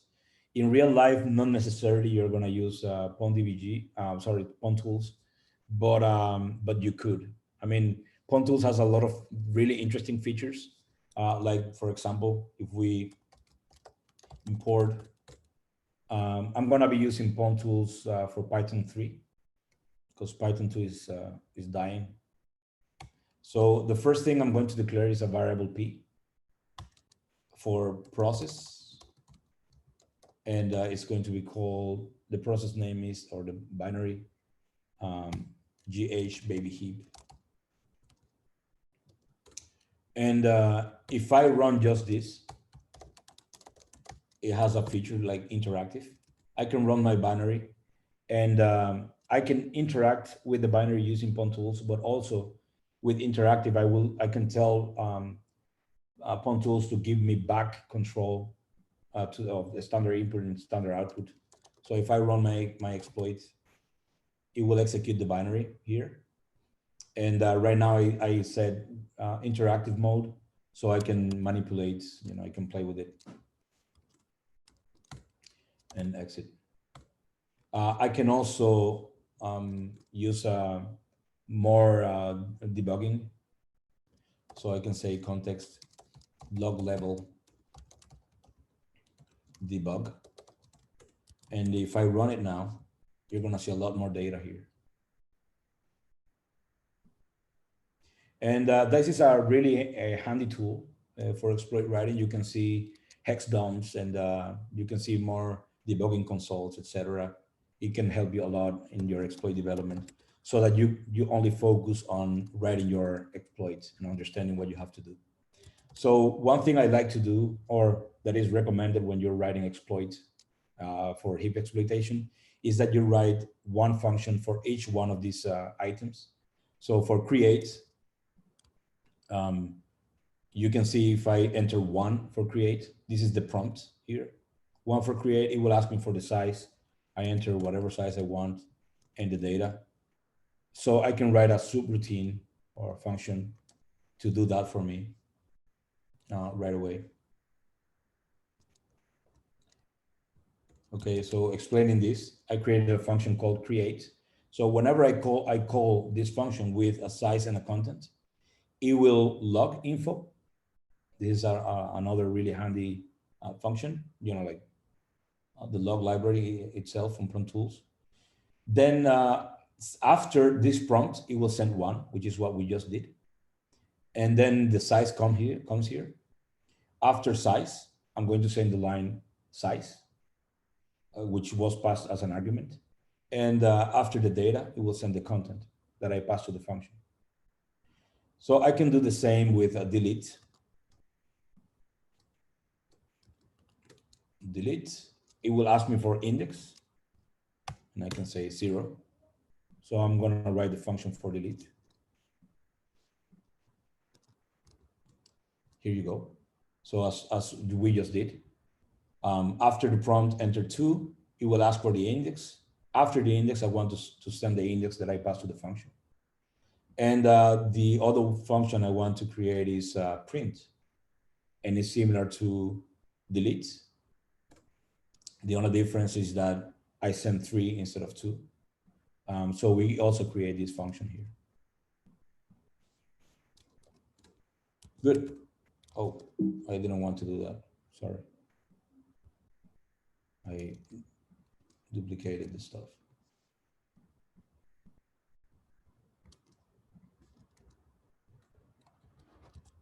And one way to test it, as soon as you have that, is let's just create a chunk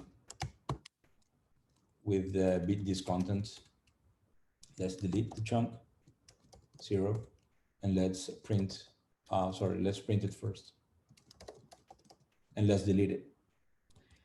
So if I run this right now. And I'm just going to open a new terminal right here because I want to show how it looks like in the debugger.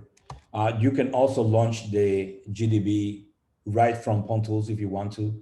I'm not gonna do that now because I don't want you to see the flapping between the windows, but you can use Tmux or Terminator or whatever terminal you like the most. And whenever you attach, or you can attach your debugger in whichever point of the exploit, it will run GDB and you can analyze that point. So I'm gonna run the exploit down here. And as you can see, I created a chunk, I printed the chunk, and I deleted the chunk. But I didn't print the data of the chunk itself. I just continued deleting it. Now the program is still running because the interactive mode is on. So let me launch GDB with the process baby heap. And since I created a chunk and freed a chunk, how does it look like in my, if I run heap chunks? You can see it used to have data before, BBB, but it's not there anymore. Why? Because if you execute heap bins, it will show you the complete, all the different free bins. So I freed this chunk, and you can see that this is now in the tcatch bin index 0. And since the size is, can you read that?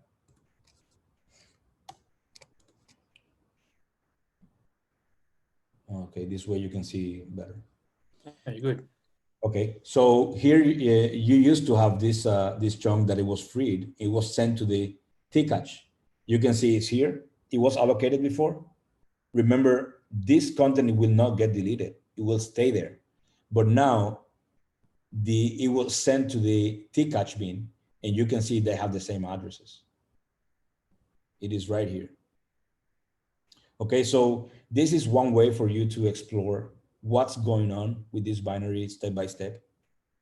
And you know, in each execution, you can start looking at how the heap chunks look like, how the free chunks look like. You know, when you free, where is it being sent? Is it sent to the tcatch bin? Was it sent to the fast bin? Was it sent to the unsorted bin? Depending on what you want to do, depending on what your goal is, you might want them to be in different places. Okay, but that's up to you on how you want to play with it. Now that we have that, let's move on. So remember we said that House of Einherjar, the first constraint we have, is that we need a heap leak. We need to leak the heap. And in order to leak the heap, you know, you can do that in different ways, but basically what you want to abuse is the inability of malloc, of setting all the bytes to 0. So what happens is, before, you remember when we saw this, there's a pointer here. I mean, it is free, it is in the tcatch, it is right here. But when I free it, it doesn't have bits anymore because it overrode that with 0. Because remember, this is the forward pointer of the tcatch, set to 0 because I don't have any other elements here. So before I move on, let's do this exercise. So I still have this program. Let's run it again, sorry. And I'm just going to run it in interactive mode. I'm going to create 2 chunks. Create of 20 bytes, A.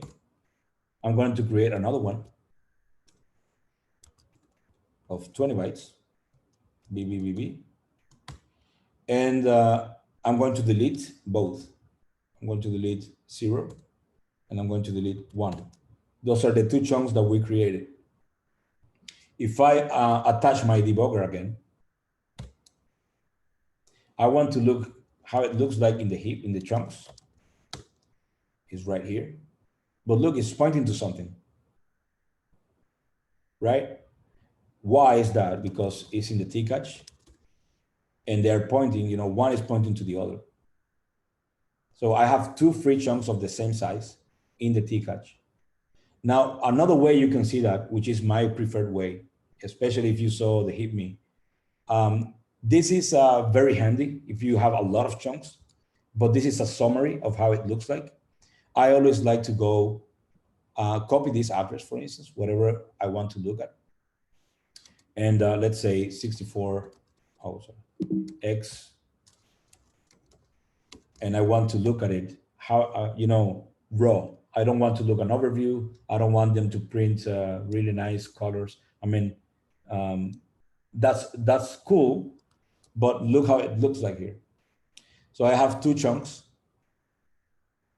This is the same view. What it's doing in the summary is telling you, okay, these are the flags, previous use is set, but you can also see that here manually.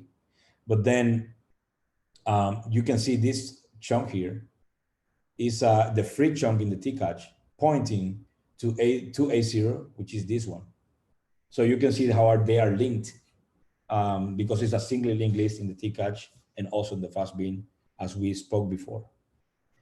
So the T-catch poisoning, the main goal at the end is if we can replace this address with something else like free hook, it will return free hook thinking that this is a chunk. We can replace free hook or any other function that we want to replace. This is how cool T-catch poisoning is. Okay, so as you can see, something got written here. And since something got written here, we want to take advantage of this and set it in a way that will allow us to print one of these addresses, because we know this is a heap address. And this could be like the heap base, for instance. Okay, so one way, there are multiple ways you can do that. You can actually, if you're curious about this, you can find, you can start playing with it and find other creative ways of leaking a heap address. So I'm going to do log info stage 1. This is the first stage of our exploit. We want to leak a heap address. Heap leak. And to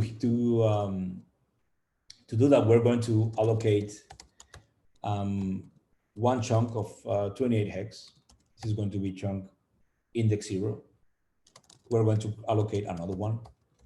This is going to be chunk index 1.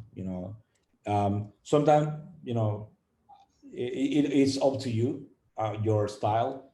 I tend to write the index right here because if my exploit gets really large, it's easier for me to track what are the indexes being used and freed.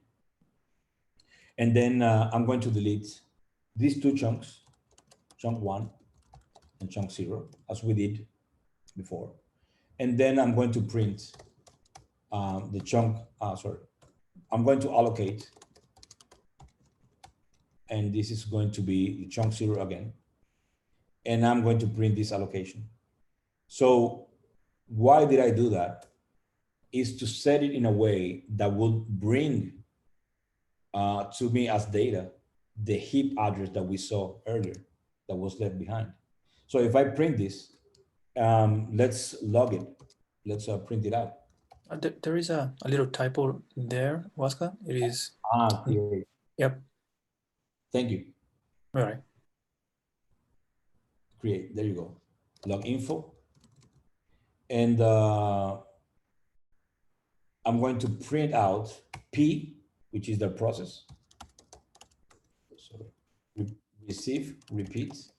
Just another thing. Any specific reason to choose 28x? No, not really. You can use any other size. That's a great question. Thank you for clarifying. It can be any size that fits the T-catch. You can just play with it. I just chose 28 hex for. And in the order you're deleting, like a delete 1 and delete 0, matters? It does matter. And it depends on the way you're going to do that. But the way I'm deleting is because I want to set the pointers correctly. I want to align them correctly so that when I print, I actually print the leak that we saw. There are other ways that you could leak the heap. This is one that actually, works pretty nice. But you can actually learn the flow, because if you open the binary and run it manually, you will see the leak. You will not understand it unless you do a hex dump, but you will see the leak right away. This is just the behavior of malloc. If the programmer is not careful enough, if he's not using, for instance, calloc, and doesn't clear the content before giving it back to the user, then this is something that could happen. They could leak addresses. So those are, really interesting stuff. So now I'm going to execute the exploit.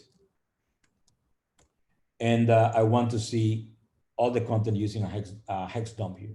So I'm using receive repeat. And in POM tools, what it will do is reading all it can from the program, from whatever is printing to standard output, and waiting 1 second. If in 1 second, this is like a timeout. If in 1 second it doesn't get more data, it will just print it to me. And I'm doing a hex dump of that. So if I execute the exploit now, you can see this is the menu note. But before that, at the beginning, this is the heap address that, similar to what we saw when we ran the debugger. This is our heap leak. We don't know what was leaked, probably the heap base. But this is really useful for us in order to calculate where is our fake chunk. This is what we want to calculate, because we want to set forward pointer, backward pointer to the beginning of our free chunk or fake chunk. Okay, so now how do we parse this? So we're going to create a variable heap leak, and we're going to read from POM tools. Let's delete this line. Receive 6 bytes. This is our leak, right? 6 bytes. And we want to convert into 64-bit address. So we can use ljust. And 8, because it has to be 8 bytes. And B, 0, 0. But then I want to unpack this so that I can calculate, like convert it in a way that I can reuse it to calculate different addresses later. So I can use U64 from POM tools, pretty handy as well. And if I print, look how, I'm gonna show you how it looks like. So I'm going to say log info heap leak is equal to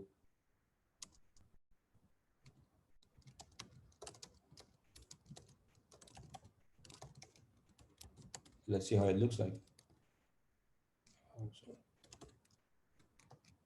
I'm gonna rerun the exploit and look how it looks like now. So I can use that later to calculate, whatever I want. In our case, we just needed that, as I said before, to calculate the fake chunk address. In some cases, you will not need to leak the heap. It all depends on what you want to accomplish. If the technique you want to use doesn't need a heap leak, you don't need to leak it anyway. So, but what we do need to leak in our case, and probably most of the cases, especially on CTFs, is the libc address. Why? Because we want to know where free hook is or malloc hook is. We also want to know where system is, or a one gadget, if we want to use a one gadget. In our case, today we're going to use system for simplicity. But because ASLR is on, we need to also to leak libc. So this is going to be the next step. Now, the difference between leaking a heap address, remember, we attacked the tcache in this case because we want to leak a heap address. They are pointing to each other. Everything is inside the heap. But now to leak the libc, we want to target the unsorted bin. Why? Because the unsorted bin is doubly linked and is pointing to the main arena. So if we leak main arena, we can calculate the address of libc, the base of libc, where it begins. The reason for this, and I didn't speak about this at the beginning, is there's a behavior, a valid behavior of the way libc works, is the first feed behavior. So if I have a big chunk in the unsorted bin, and I request a small chunk, the unsorted bin will be cut in half. One chunk will return to me as to my program. The other will go to the reminder, will stay there as a reminder. And but it will also come with pointers. And these pointers will allow me to leak this address that is pointing to main arena. So the next step, this is the second stage, is going to be, and I don't know if this is confusing to you guys. Okay, the next step or stage is going to be stage 2, libc leak. Again, because we want to be able to know where system and free hook are. So the way to target unsorted bin, what should I do? This is a question open to everyone. What should I do if I want to free a chunk to the unsorted bin?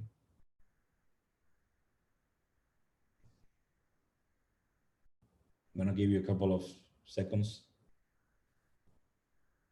Yeah, you can give a little just to try the guys from YouTube. Sure. All right. Okay, so don't worry about the time, as I told you before. Sure, no problem. Your time, yeah. Don't worry at all. Yeah. Especially if people is keeping up.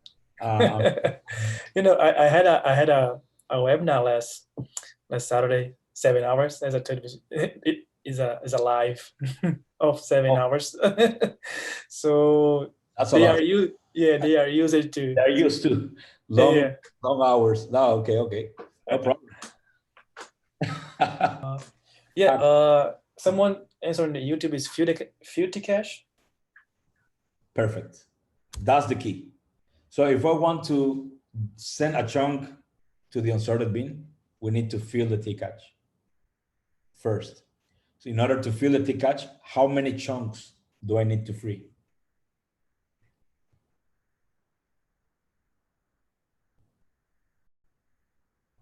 That's another question for you guys.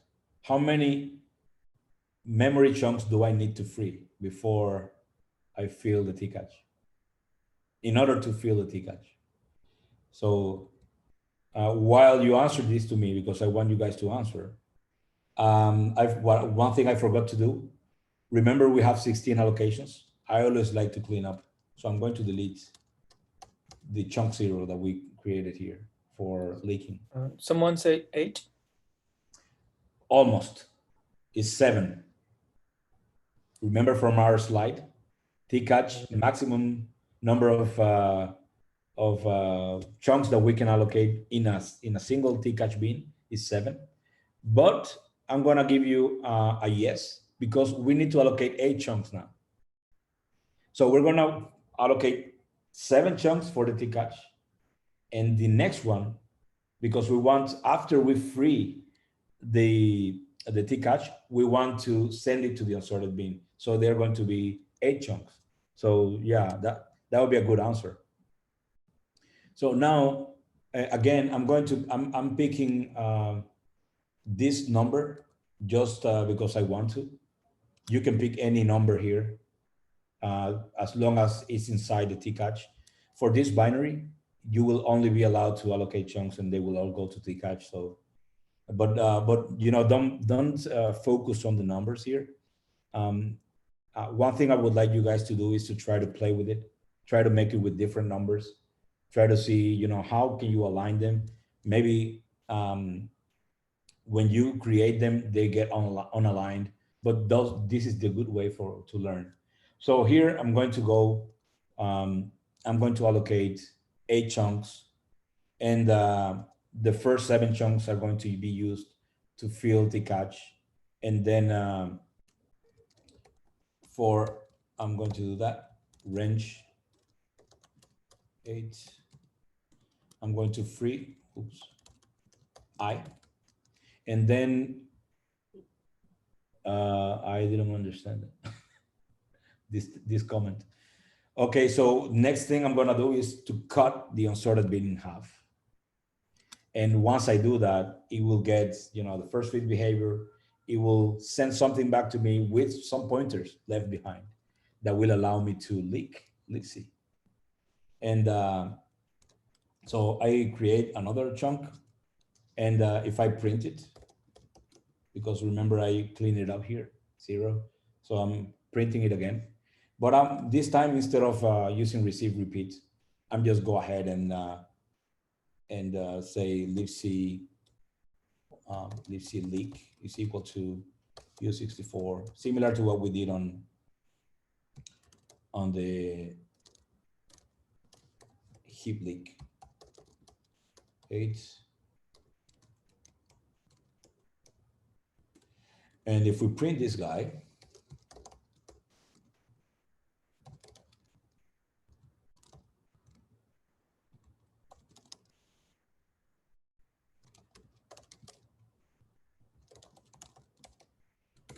and let's see how it looks like when we run it. I have a typo somewhere. We don't have a function free. Sorry. Yes, Eddie, you got it. I was thinking in free and I wrote it. So we're gonna call delete. There you go. So the first stage, we leak a heap address. Second stage, we leaked a libc address. That was fun.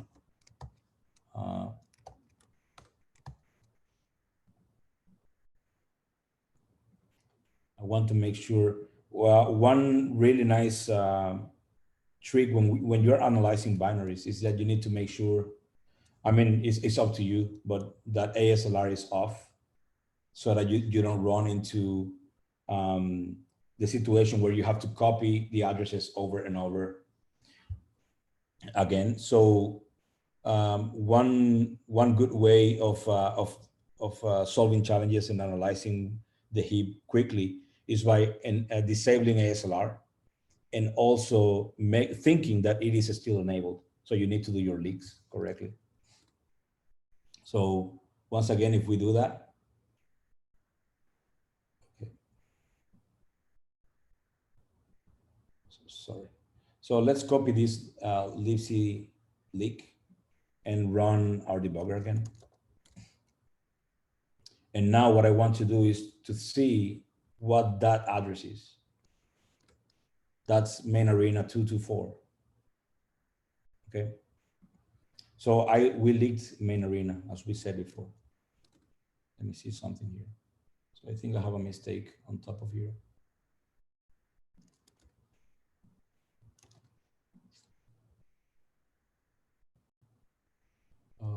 Okay. Sorry. Let me make sure I have no mistakes here. I'm using iTerm, but inside is tmux.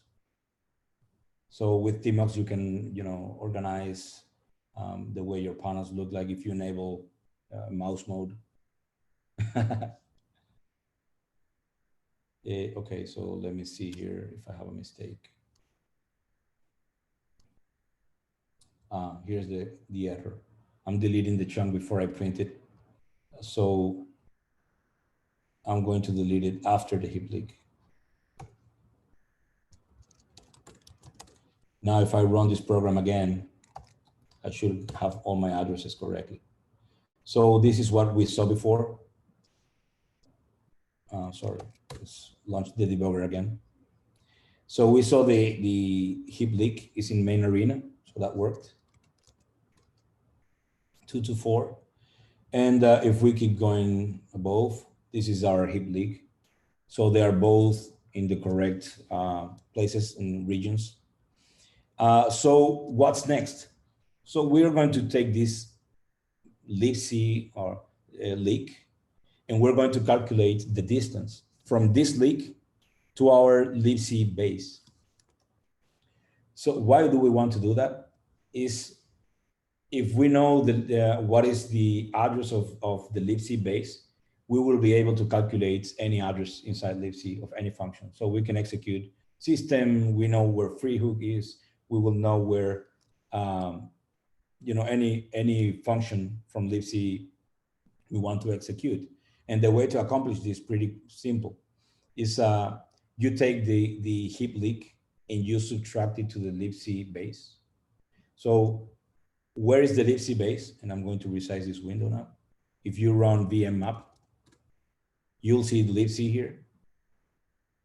The start of it is your heap libc base. This is your libc base address.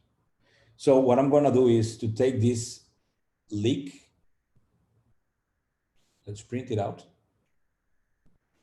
Print out the leak minus the base of libc. There you go. So what this number is very important because every time we leak the way we did, it's going to be constant. We're always going to leak the same address. It's going to be always constant. So that means since everything is deterministic, we can calculate this address by subtracting by subtracting it from the leak. Okay, we got that right. So if we go down here in our source code, this is the libc leak. One thing I forgot to add before, there's a utility from PwnTools that is that allows me to launch. Let's say we want to open the libc binary as a reference, then I can use it to build rock chains or to access symbols inside this binary. It's going to be easier than using readelf or obj dump and stuff. So I can say elf and open my libc, not so. And now what I'm going to say, since it knows this is the libc that I'm opening, I'm going to explicitly tell PwnTools from our heap leak, or from our libc leak, sorry, that the libc address is equal to our libc, our leaked minus this offset here, okay? So if we print this address,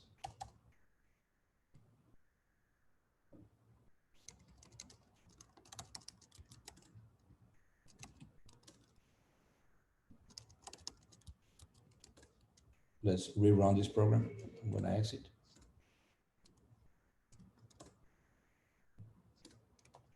Okay, let's run it here. Hold on. It's better if I run it right here because I'm going to launch the debugger now. I run the exploit. And you can see this is the leak or the leaked address, not necessarily libc address, but it is a leaked address. And this is the calculated libc base. So let's confirm that. Let's launch our debugger again and VM map. Let's make sure that these addresses are actually the same. So now we know this is the address of the libc base. From here, we will know what's the address of free hook and the address of system we want to execute. So the next step, now we have two stages. Our third stage, I would say, is creating what we saw here. So now we're going to allocate 4 chunks and we're going to target this one. And I'm going to show you how it looks like in the debugger as well. So now, let's say I'm going to enter into, no, I could call it third stage or whatever, but stage 3.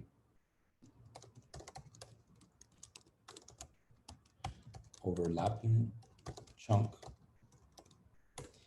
So as we said before, we're going to declare fdbk, the forward pointer, backward pointer of our fake chunk.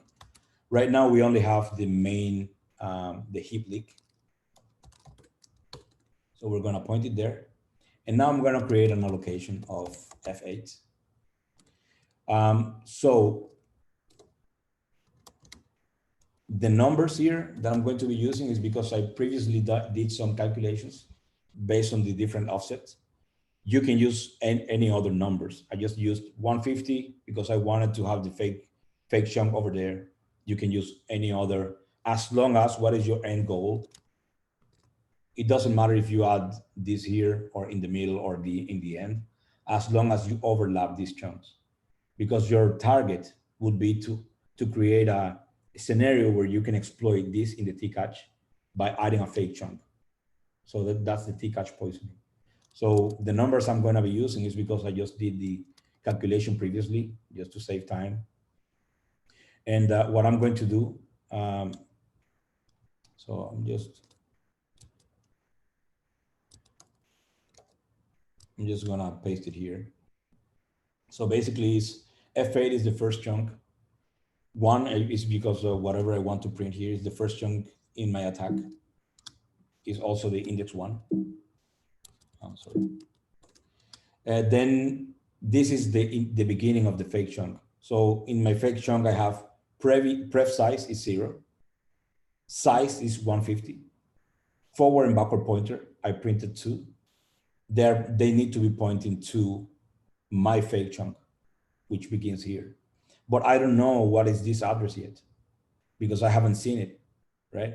So after this, I'm going to create 2 other chunks of 48 bytes, as we saw in the slides. This is 2.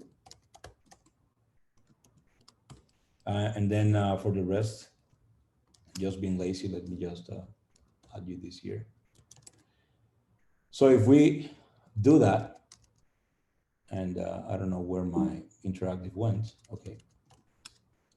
And we run this exploit again. I'm just gonna let it finish running. As you can see, we have the leaks, the address leak, and libc address that we calculated. And then we created these chunks, which are equal to F8, 48, 48, F8, similar to the slide in the PowerPoint. And now let's see how it looks like in the GDB, in our debugger. So I execute heap chunks, and you can see how they're aligned here, 1, 2, 3, 4. But as I told you before, this is just a summary. You can modify Jeff if you want the summary to be to display more bytes. But I just like to take this address and say, for instance, -16, and then I can see them similar to what I see in the slides. So here I have my first chunk. This is 1, what I printed here. And as you can see, I printed a fake chunk. So it's 0 is pref size, 150 size. And then I have the heap leak pointing somewhere, but they should be pointing here, which is the beginning of my fake chunk. So if then you have 2, so the other 2 chunks. So it's this size plus 8, and the least significant bit of 1 because it's prev in use is 1. And then you have the last F8. So this is the target, the first victim. I'm going to, first, let's calculate this correctly, but later we're going to free this chunk because we want to add a 0 here and a fake pref size in here. Okay, are you guys following? Is that clear? So how do I calculate, based on my leak, this address? You might ask. So I'm going to take the address of the fake pointer, the fake chunk, sorry. I'm going to print it again, similar to how we calculated the libc base. And I'm going to subtract the heap leak, which is right here. So this is the same as the heap leak that we printed here. It's the same. Okay, so I'm going to paste it. And this is the distance between the leak and our fake chunk. So that means if we add, if we go to the heap leak and add oh, sorry, where is my plus 580? Then this should be pointing to our fake chunk right now. If we execute this exploit again, let's exit, run it again with the new change, launch our debugger to attach to the process, and read the heap layout again, you can see that now it's pointing to 9850, which is this one. This is our fake chunk. So we made this constraint. Now the next step is going to be to set a 0 right here. Good. And the way to do that is how? Which chunk should I free for me to do that?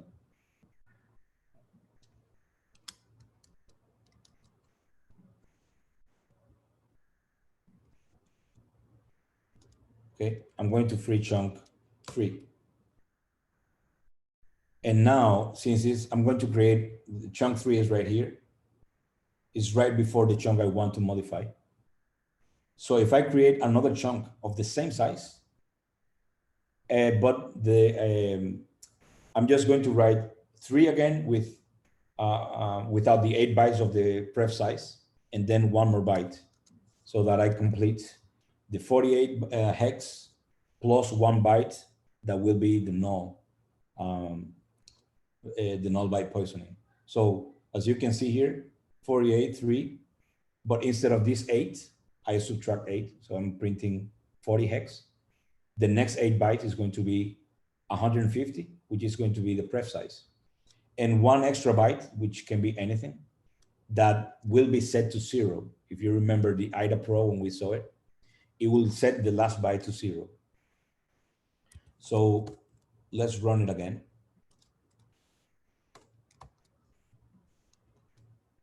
And let's attach our debugger here. Success. It executed everything nicely. We attach the debugger to the process. Look at the layout and look how nice that looks. So now we freed this chunk, we allocated it again, but the last, the pref size, we set it to fake pref size because we were the one who wrote 150. Look at it here, 150 and 100. So that looks like it was actually libc who did that.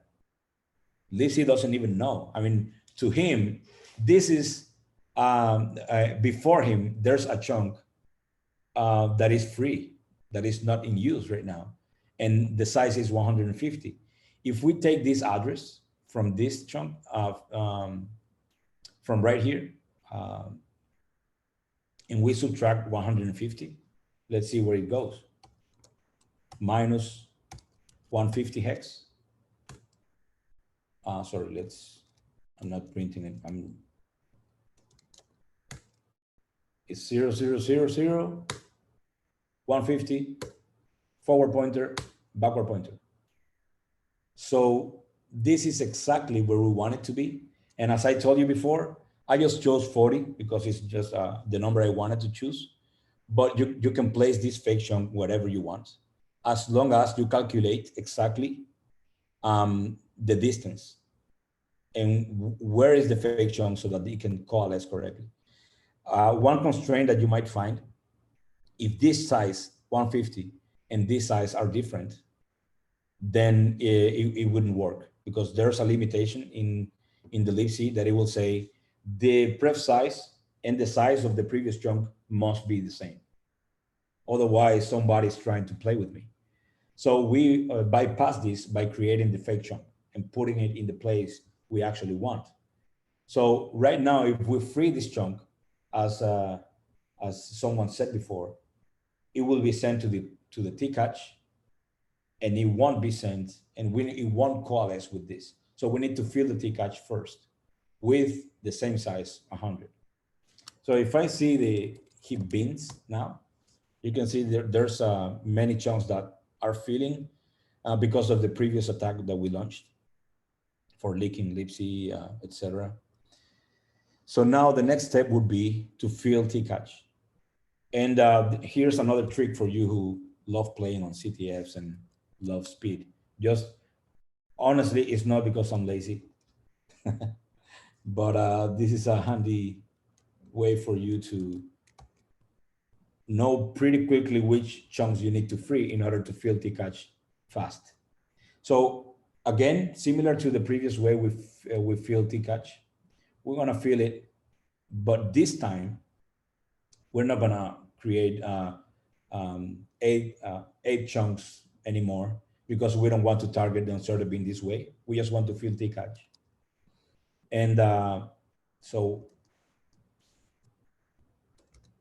we're filling T-catch with delete me. And the reason I did that, and this is just a tip for speed, is because I can create one extra function here that will print all the chunks and their contents, just to know which chunks I need to free in order to fill T-catch correctly. Just for speed, right? So I just did in all the chunks that I can allocate, which are 16, I'm gonna print them all and see what's the contents of these arrays. And so if I create all these delete me's, I want to know which, because I have other allocations before, I don't want to mess up my heap layout. I can just print all. And if I run the exploit, it will just print them all with their content starting from here, right? So as you can see, those are the ones that I'm creating now. 1, 2, 3, 4. Then delete me are the ones I want to delete. 5, 6, 7, 9, 10, etc. And then the others, no use after free because they were not allocated before. So I'm gonna do that just to fill out T-catch. And again, just to be lazy. And this is a very simple way for freeing these ones. You can just iterate through these chunks that have delete me here and free them. That way you will have whatever you want to do. So here's another trick for you guys. If you want to see this step by step, one way to look at the step by step, if you're using Pwn tools or if you're using HeapMe, is a little easier because you can just send everything to HeapMe and it will try to keep track with all the contents you're adding. But in most cases, even in HeapMe, you want to track not only when you malloc and free, but you also want to track after you malloc which data or what data are you adding to this chunk. Because, for example, think about the null byte poisoning. After we malloc, we are sending data to this element of the array, to this variable. So we need some way that we set a breakpoint after this assignment. So one really good trick, especially for CTFs, is that you can launch your debugger here. Let's say you run the program. And for example, hold on, I'm gonna be, let me launch it in a different. Okay, that's better. So I'm going to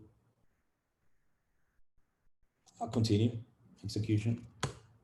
I know when I enter whatever number, I got the response is invalid choice. You can use any other method, but what you want to do is that, hold on, let me restart it. When you attach your debugger, you execute the next instruction and you can go walking one by one until the menu is printed again. So it converted A to I. So I can keep walking. Now it's going to print invalid choice right here. If I continue walking, there's going to be a point where it's going to print again my menu, which is in this call. So if I set a breakpoint here, whenever I allocate or create a new chunk or free, it will print the menu again. I can set a breakpoint here and see how the memory looks like. This is a really nice way of looking what's going on in the heap. So let's see how it looks like. What we're going to do, because we know we created these chunks, I'm going to set a pause here. And I'm going to run my exploit. This is paused right now. And I'm going to attach my debugger now, but the program is paused, right? Because I'm going to set a breakpoint to the menu. If I continue, every time there's a free or delete, create or delete, it will stop at the menu. And I can see what's happening in the chunks and in the bins. Okay. So if I continue, you can see that the T-catch bin for 100 or F8 now has 2 elements in it. If I continue walking, now it has 3, continue, 4, until it fills the T-catch. Good. Now the next step would be, now that we've freed this guy, we want to overlap. So we want to free, this is the last step for overlapping this chunk. We are right here, we filled the T-catch. What we want to do is to free this guy and to see how nicely they merge and they forget these 2 chunks. libc is not aware that this is happening. So we create an overlap. I'm going to exit the debugger now. And I'm going to delete the index 4, which is this one. Delete 4. If we run it again and attach our debugger, let's see. Oh, sorry. Let's see how the heap looks like now. As you can see, this used to be 150 before. Now it's 251 because it actually merged this chunk with our fake chunk right here. So if we make an allocation now, we will be able to overlap these 2 chunks. If we look at the heap bins utility, if we run this command, we can see that there's 1 chunk in the unsorted bin, 250. So we just need to create, now this is the last step of our exploit, is creating a T-catch poison attack. In order to do that, the only thing we need to do now, okay, so there are a couple of steps. First, we need to free these 2 chunks into the T-catch because we are launching a T-catch poisoning attack. And after this, we want to write data to the forward pointer of this chunk because it will be pointing to this chunk. I want it to point, instead of this chunk, to free hook because I want to override free hook. But before we do all these calculations, let's delete these 2 chunks now. Delete 3, delete 2. The order matters. Remember, we want to target this because the T-catch is last in, first out. So we need to free this and then this because we want to overlap this chunk and not this one. I mean, we could do it the other way, but you would need to do the calculations. In our case, we just want to make it simple. Write data onto the forward pointer and override the forward pointer. But before we override it, after we delete it, let's see how it looks in the heap, in the T-catch specifically. We run the exploit again. Everything runs nicely.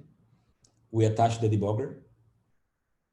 And let's look at this again, because now we freed 3 and 2. So as you can see, again, we have our chunk 1 with our fake chunk that is consolidated, and then we have these 2 chunks that are now freed, one pointing to the other. So 9910, the forward pointer is pointing to 9960. If we execute heap beans, yeah, you can see there's a mess in the T-catch now. That's fun to watch. So 9910, as we saw before, is pointing to 9960. So that means the last chunk we freed was 2, right? So what happens if we replace the forward pointer of this chunk to free hook? What is going to happen is that I'm going to request a chunk of the same size. This one will be returned. But before he was pointing to free hook, my next allocation will return free hook and I can write to it. Because why can I write and override the address? Is, remember, this is the pref size, this is, this is the size, this is the pref size, and this is pointing to my data. So if I point it to free hook, malloc will think that I can write data to this chunk. This is really fun. So our next step is to overlap. How many bytes do I need from this, which is my data portion, until I overlap the forward pointer? So I can say 9910, which is my target, minus this chunk here, B0. So this is the amount of bytes that I need to write before I can start overriding the forward pointer. So I'm going to create one chunk. You know, it can be any size as long as at least you have this B8, because you need to write the 8 bytes for the forward pointer. I'm just going to create 100 bytes, and I'm going to say B0, which is what we calculated now, plus, remember, we have a utility to pack to a 64-bit address. And we're going to say libc.symbols. I want you to give me back free hook, because we calculated the address of libc, the libc base. It would know where free hook is. So if we run this right now, we are going to create an overlap. And why don't we do that? Let's see how it looks step by step. So we run the exploit again. We attach the debugger once again. We look at the layout. And now we're pointing somewhere. You see, this is Z until we arrive to the forward pointer. If we look at the heap bins, look at the mess. So you can see how strange T-catch is. They don't even check for sizes. The size can be wrong. It doesn't matter, because there are no checks in libc to confirm that if the size is actually the same size of a chunk in this index 3. So what I'm going to do now is copying this address. You can see that it got replaced. Before it was pointing to the other chunk. Now it's pointing to this chunk, which is free hook. I mean, let's confirm by printing it, the contents of it. This is free hook. So if we allocate one chunk, it will return this chunk. And in our next allocation, it will return free hook, and we can override it. This is, you know, so exciting. I'm excited every time I do this type of stuff. It's yeah, it is really crazy though, man. It is crazy, yes. Yeah. So we create a chunk, 48 bytes, which is the same size, you know, it's 50 minus 8. And here is for those of you who have never done this before, when you call free and free hook, for instance, whatever you're pointing there, the data inside the chunk that you're freeing is going to be passed as an argument in RDI. So since we want to call system, I'm going to take the advantage. I mean, I could have done that in any other chunk above, but I'm going to take the advantage that I need to allocate one chunk, and I'm going to say being SH. Oh, sorry. Because I'm going to use that later to free this chunk. And when I free it, it will be sent to system in RDI. And we're also going to see that. And in our next allocation, you know, the first allocation, this is going to be returned, this chunk, because that was the last inserted when we deleted 3 and 2.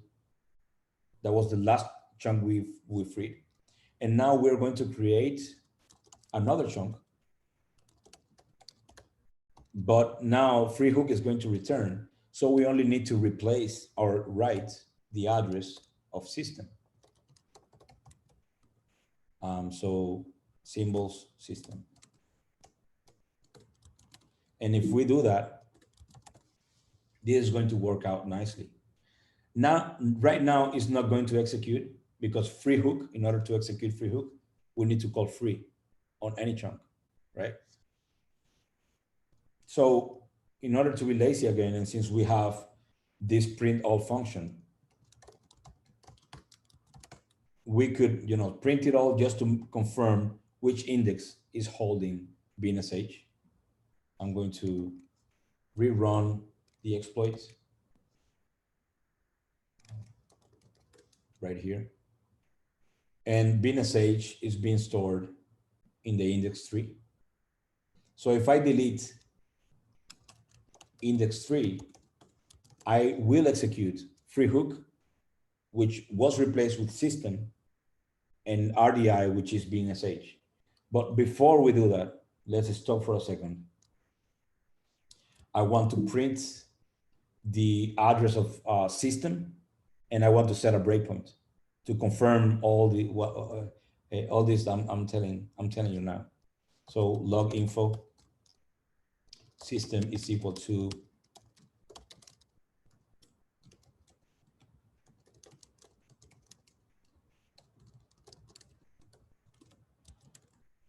and let's pause. Now we're going to execute our exploits. Let's exit here. This is the address of system. Let's open the GDB again, attach it to the process. Let's confirm this is system. Yeah, I'm gonna, it doesn't really matter if libc is stripped, because what you're doing is, I mean, you need to know the names of your functions anyway. You need to know that system is called system, right? So the way to get this, these symbols is when we referenced or we calculated the libc base. So what PwnTools is, this is our utility from PwnTools, instead of us doing it manually, using readelf or obj dump. So what we do is we'll open elf, the libc as an elf inside PwnTools. Then we calculate the libc base and set it as a reference when we said libc.address. And what it did is your main problem with libc would be ASLR because of the randomization of the addresses.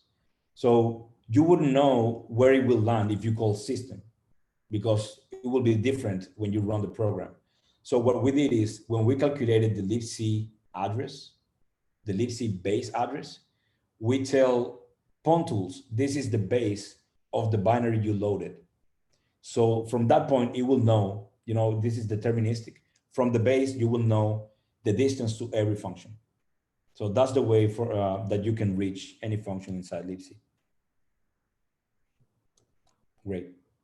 So now we pause the program. We printed the address of system. Let's confirm if that's actually system. There you go. Let's set a breakpoint in this address and continue execution. So if all our calculations are right, free hook was replaced with the address of system, And being a sage should be in RDI, being passed as an argument. So let's continue execution. Our breakpoint got hit with system. And if we look at RDI, this is the address of this is a heap address pointing to, having the contents inside this heap address being a sage. If we continue execution here, we execute a shell. So first, let's run it again without GDB.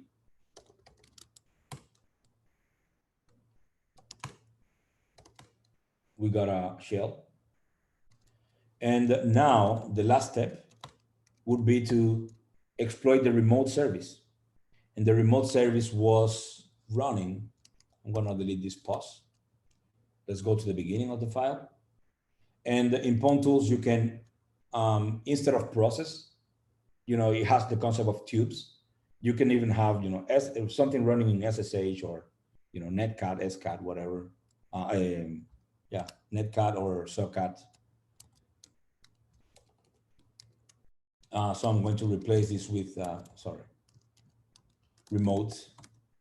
The name of the host name, baby heap, FTTC, and the port is 3282. And the same will get executed once again, similar to a local host, but in the remote host. It opened the remote connection. You can see here. And it executed all our attack. And then we can read the flag. That's the way the baby heap chapter. That's beautiful, right? So for one last thing, I don't know if you guys have any questions right now, because I have one last slide on what I believe is the future of heap exploitation, but I would like to see if some of you has any question before I proceed. Okay, I don't know about the YouTube. I mean, just yeah. Give it a couple of seconds to see. Yeah, but it's, man, really nice, right? And you put a few tricks on that. Sorry? Yeah, I mean, it's different from the other. Oh yeah. Yeah. It's completely different. Now, Yeah, because the main idea is, what I encourage is for those of you who tried to exploit this binary to the baby heap, and you didn't succeed, try to do it now. Try again, with this new knowledge, because it's going to be fun. And for those of you who haven't tried, but you're passionate about binary exploitation, try it as well. It's really interesting. Every day is changing. It's different from what you saw earlier, Laios. So it's quite interesting. Yeah. Is the same question? Yeah, it's the same. It's the same question. Same question, right?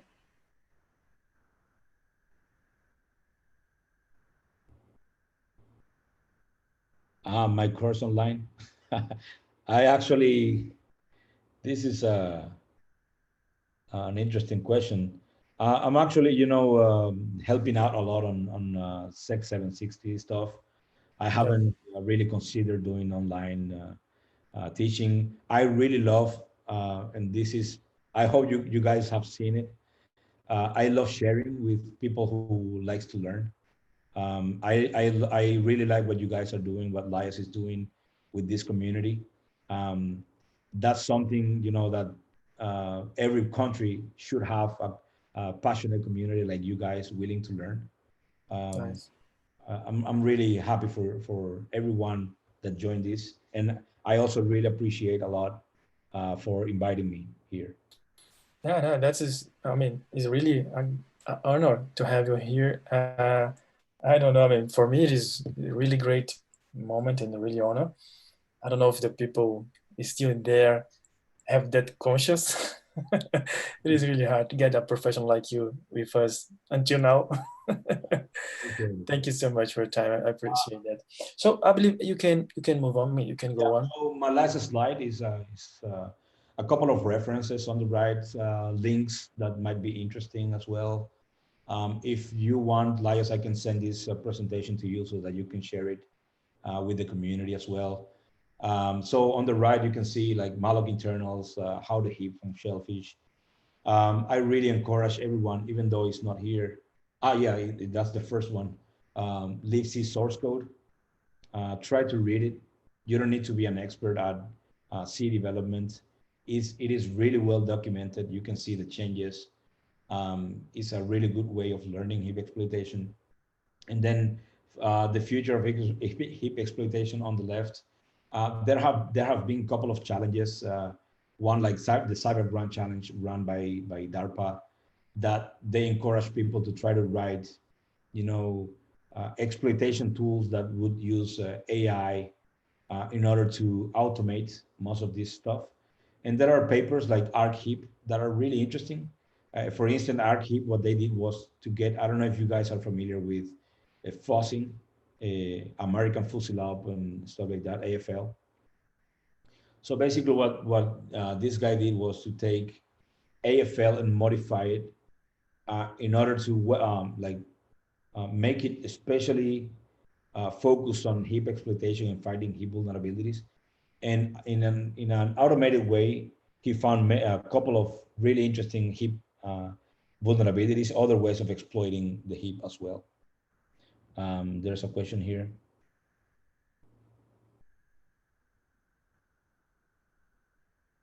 That's a good question, Fabiano. Actually, there are several checks. There are many checks that we bypass here, and I didn't go one by one in detail, but there are checks. So what you try to do is to bypass these controls, these checks. For instance, it wouldn't be possible to merge or to coalesce with a fake chunk if we couldn't do a null by poisoning or null by one and write the pref size to it. So writing the pref size is one thing, writing the null byte is another bypass. Setting the fake chunk in a correct location to match the pref size and the size. All those are security checks that are done by the allocator, in this case, ptmalloc or libc. So the only thing you need to do is find ways to bypass them step by step. Like, for example, let me show you quickly. If you see House of Einherjar 2, this is one limitation here. So due to this limitation, it wouldn't allow, that's one of the things that wouldn't allow the first version to run, because this was added later to libc. So if you go here, what they're trying to check is if the chunk you're trying to allocate, or the fake chunk you allocate, is inside is inside the region of the heap. Because the first version, if you remember, what it tried to do is to create the fake chunk in the stack and to merge with the stack. So that's a huge step. You could do that before, but then they said, hey, hold on. Why would you, look at it here, for instance, why would you create something that is not in the heap region? That will never happen. So they added this check, and that's why it doesn't work anymore. So one bypass, create the fake chunk inside of the same heap, and then you bypass the security check.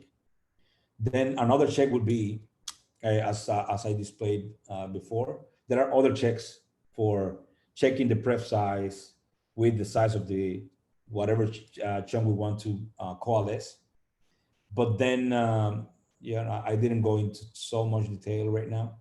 But then that's another one. This is recent from libc 2.30. If you go 2.29, you don't have that. And you can do, for example, the T-cache poisoning we did for freeing one padding chunk and then the other one. You don't need to do that in libc 2.29. This is another way of bypassing this security check. So if I go here to this difference, before it was, as I explained before, it was checking if the number of entries were bigger than 0. So if you create fake chunks, it will always be bigger than 0, and it will allow you to do the T-cache poisoning faster. But now they're checking against the count is 0. So if you free one chunk and you modify the forward pointer, the counter is still 1. There's only one chunk there because you are modifying the forward pointer. If you free this guy, if you free this chunk, it will not allow you to free again to return free hook. So the bypass to this check is to adding another chunk. Then you will have 2 chunks in the free bin. One is going to be the chunk you want to free first, and the second one is not going to be whatever you freed before, but the free hook or whatever other function you want to override. And one other thing, you are not limited to overriding, like free hook or malloc hook or something in the libc. You can also override stack addresses. So this can be used, for example, other creative ideas on how you can exploit a program. For example, I have a situation where I need to execute a ROP chain in the stack. From the heap, you can actually execute ROP in the stack. So one way to do that would be to leak a stack address. And the way to do that is, for example, using a format string vulnerability. So free hook, you can replace it with printf. And then you can print. Whenever you free, you can start printing stuff. Then you can leak a stack address. And then you can use free hook again, for example, to override a stack address in order to execute in the stack your ROP chain or job or whatever you want to do, or say SIG return oriented programming, etc. So you're not limited to exploiting in the heap. You can get creative. For example, another way of leaking the stack is there's a variable called env, like the environment variable P, that is, it has one leg in the libc and another one in the stack. You can also leak the stack using this variable. So there are many creative ways, but don't limit yourself to seeing techniques and that's it. But for example, by playing on CTFs and playing in different challenges, you will get this natural to you, like second nature. That would be the ideal. Okay. Any other questions? For me, that would be it. Guys, if you have any questions after this, my Twitter DM is open. You can contact me anytime. I'm always available. I'm always in the keyboard. Of course, I have a family and my son, etc. Yeah. But I try to spend a lot of time in security research. Of course, I also have a company to run, but most of my time, besides running the business and trying to have a strategic view on what are the next steps, I also focus a lot on security research, IoT hacking, and heap exploitation. Those are, to name a few. Thank you all for being here, and I hope whatever I presented here was useful for you guys. Muito obrigado. Nada, que isso, assim, thanks so much, buddy. I mean, really, really amazing. And as you have time, as you don't have time constraint, I mean, you could explain that very clear, step by step. And when I explain that way, that is easy. But I'm really happy about that. Yeah, that become very clear. And for that presentation will be recorded, will be on YouTube in our channel. Also, we are recording the Zoom, so you have a Zoom recorded and YouTube recorded. So I believe the guys, the people that are still here with us, I mean, warriors. And I understand, but really, really nice, man. I thank you so much for your time, and I know how precious is your time, and say thank you so much for your family to give you here. You know, that's very They are important. used to that, so don't worry. Oh, okay. I understand. So anyway, thanks so much again. It was Anytime I'm happy to sure, share. Go hacking. sure. And yeah, thank you. And para os brasileiros, né, pessoal, muito obrigado por acompanharem.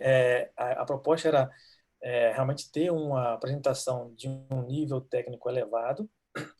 Não é nada muito introdutório. Então, para aqueles amantes da parte de exploração de binário, né, essa aula aí, ela presenteia, assim, ela traz umas novidades, coisas boas, atuais, né, modernas, que não é fácil você conseguir esse tipo de material na internet, curso, não é fácil.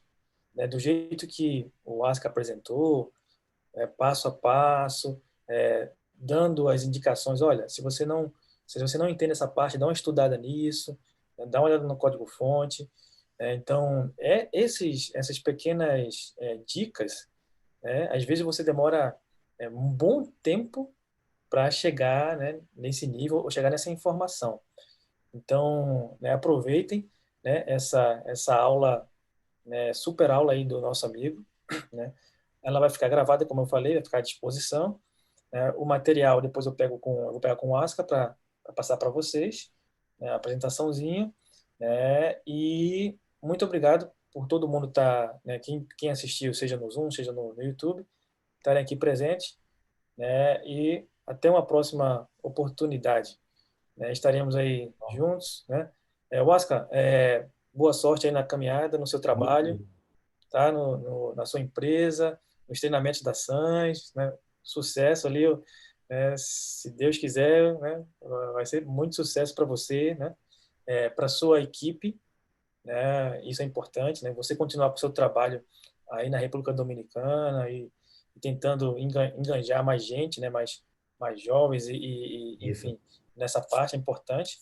E muito obrigado porque isso ajuda bastante a nós brasileiros aqui a ter uma noção do que, né, de algumas coisas que acontecem, né? Que é o nível técnico que tem, informações que não são fáceis de você achar ou, né, ou mesmo trabalhar, e Sim. isso aproxima muito, né, assim, traz mais para nossa realidade e facilita bastante aí nosso trabalho e nossos estudos, né?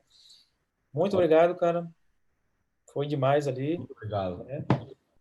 Até a próxima. E, pessoal, até mais, né? Por aqui a gente se encerra. Obrigadão.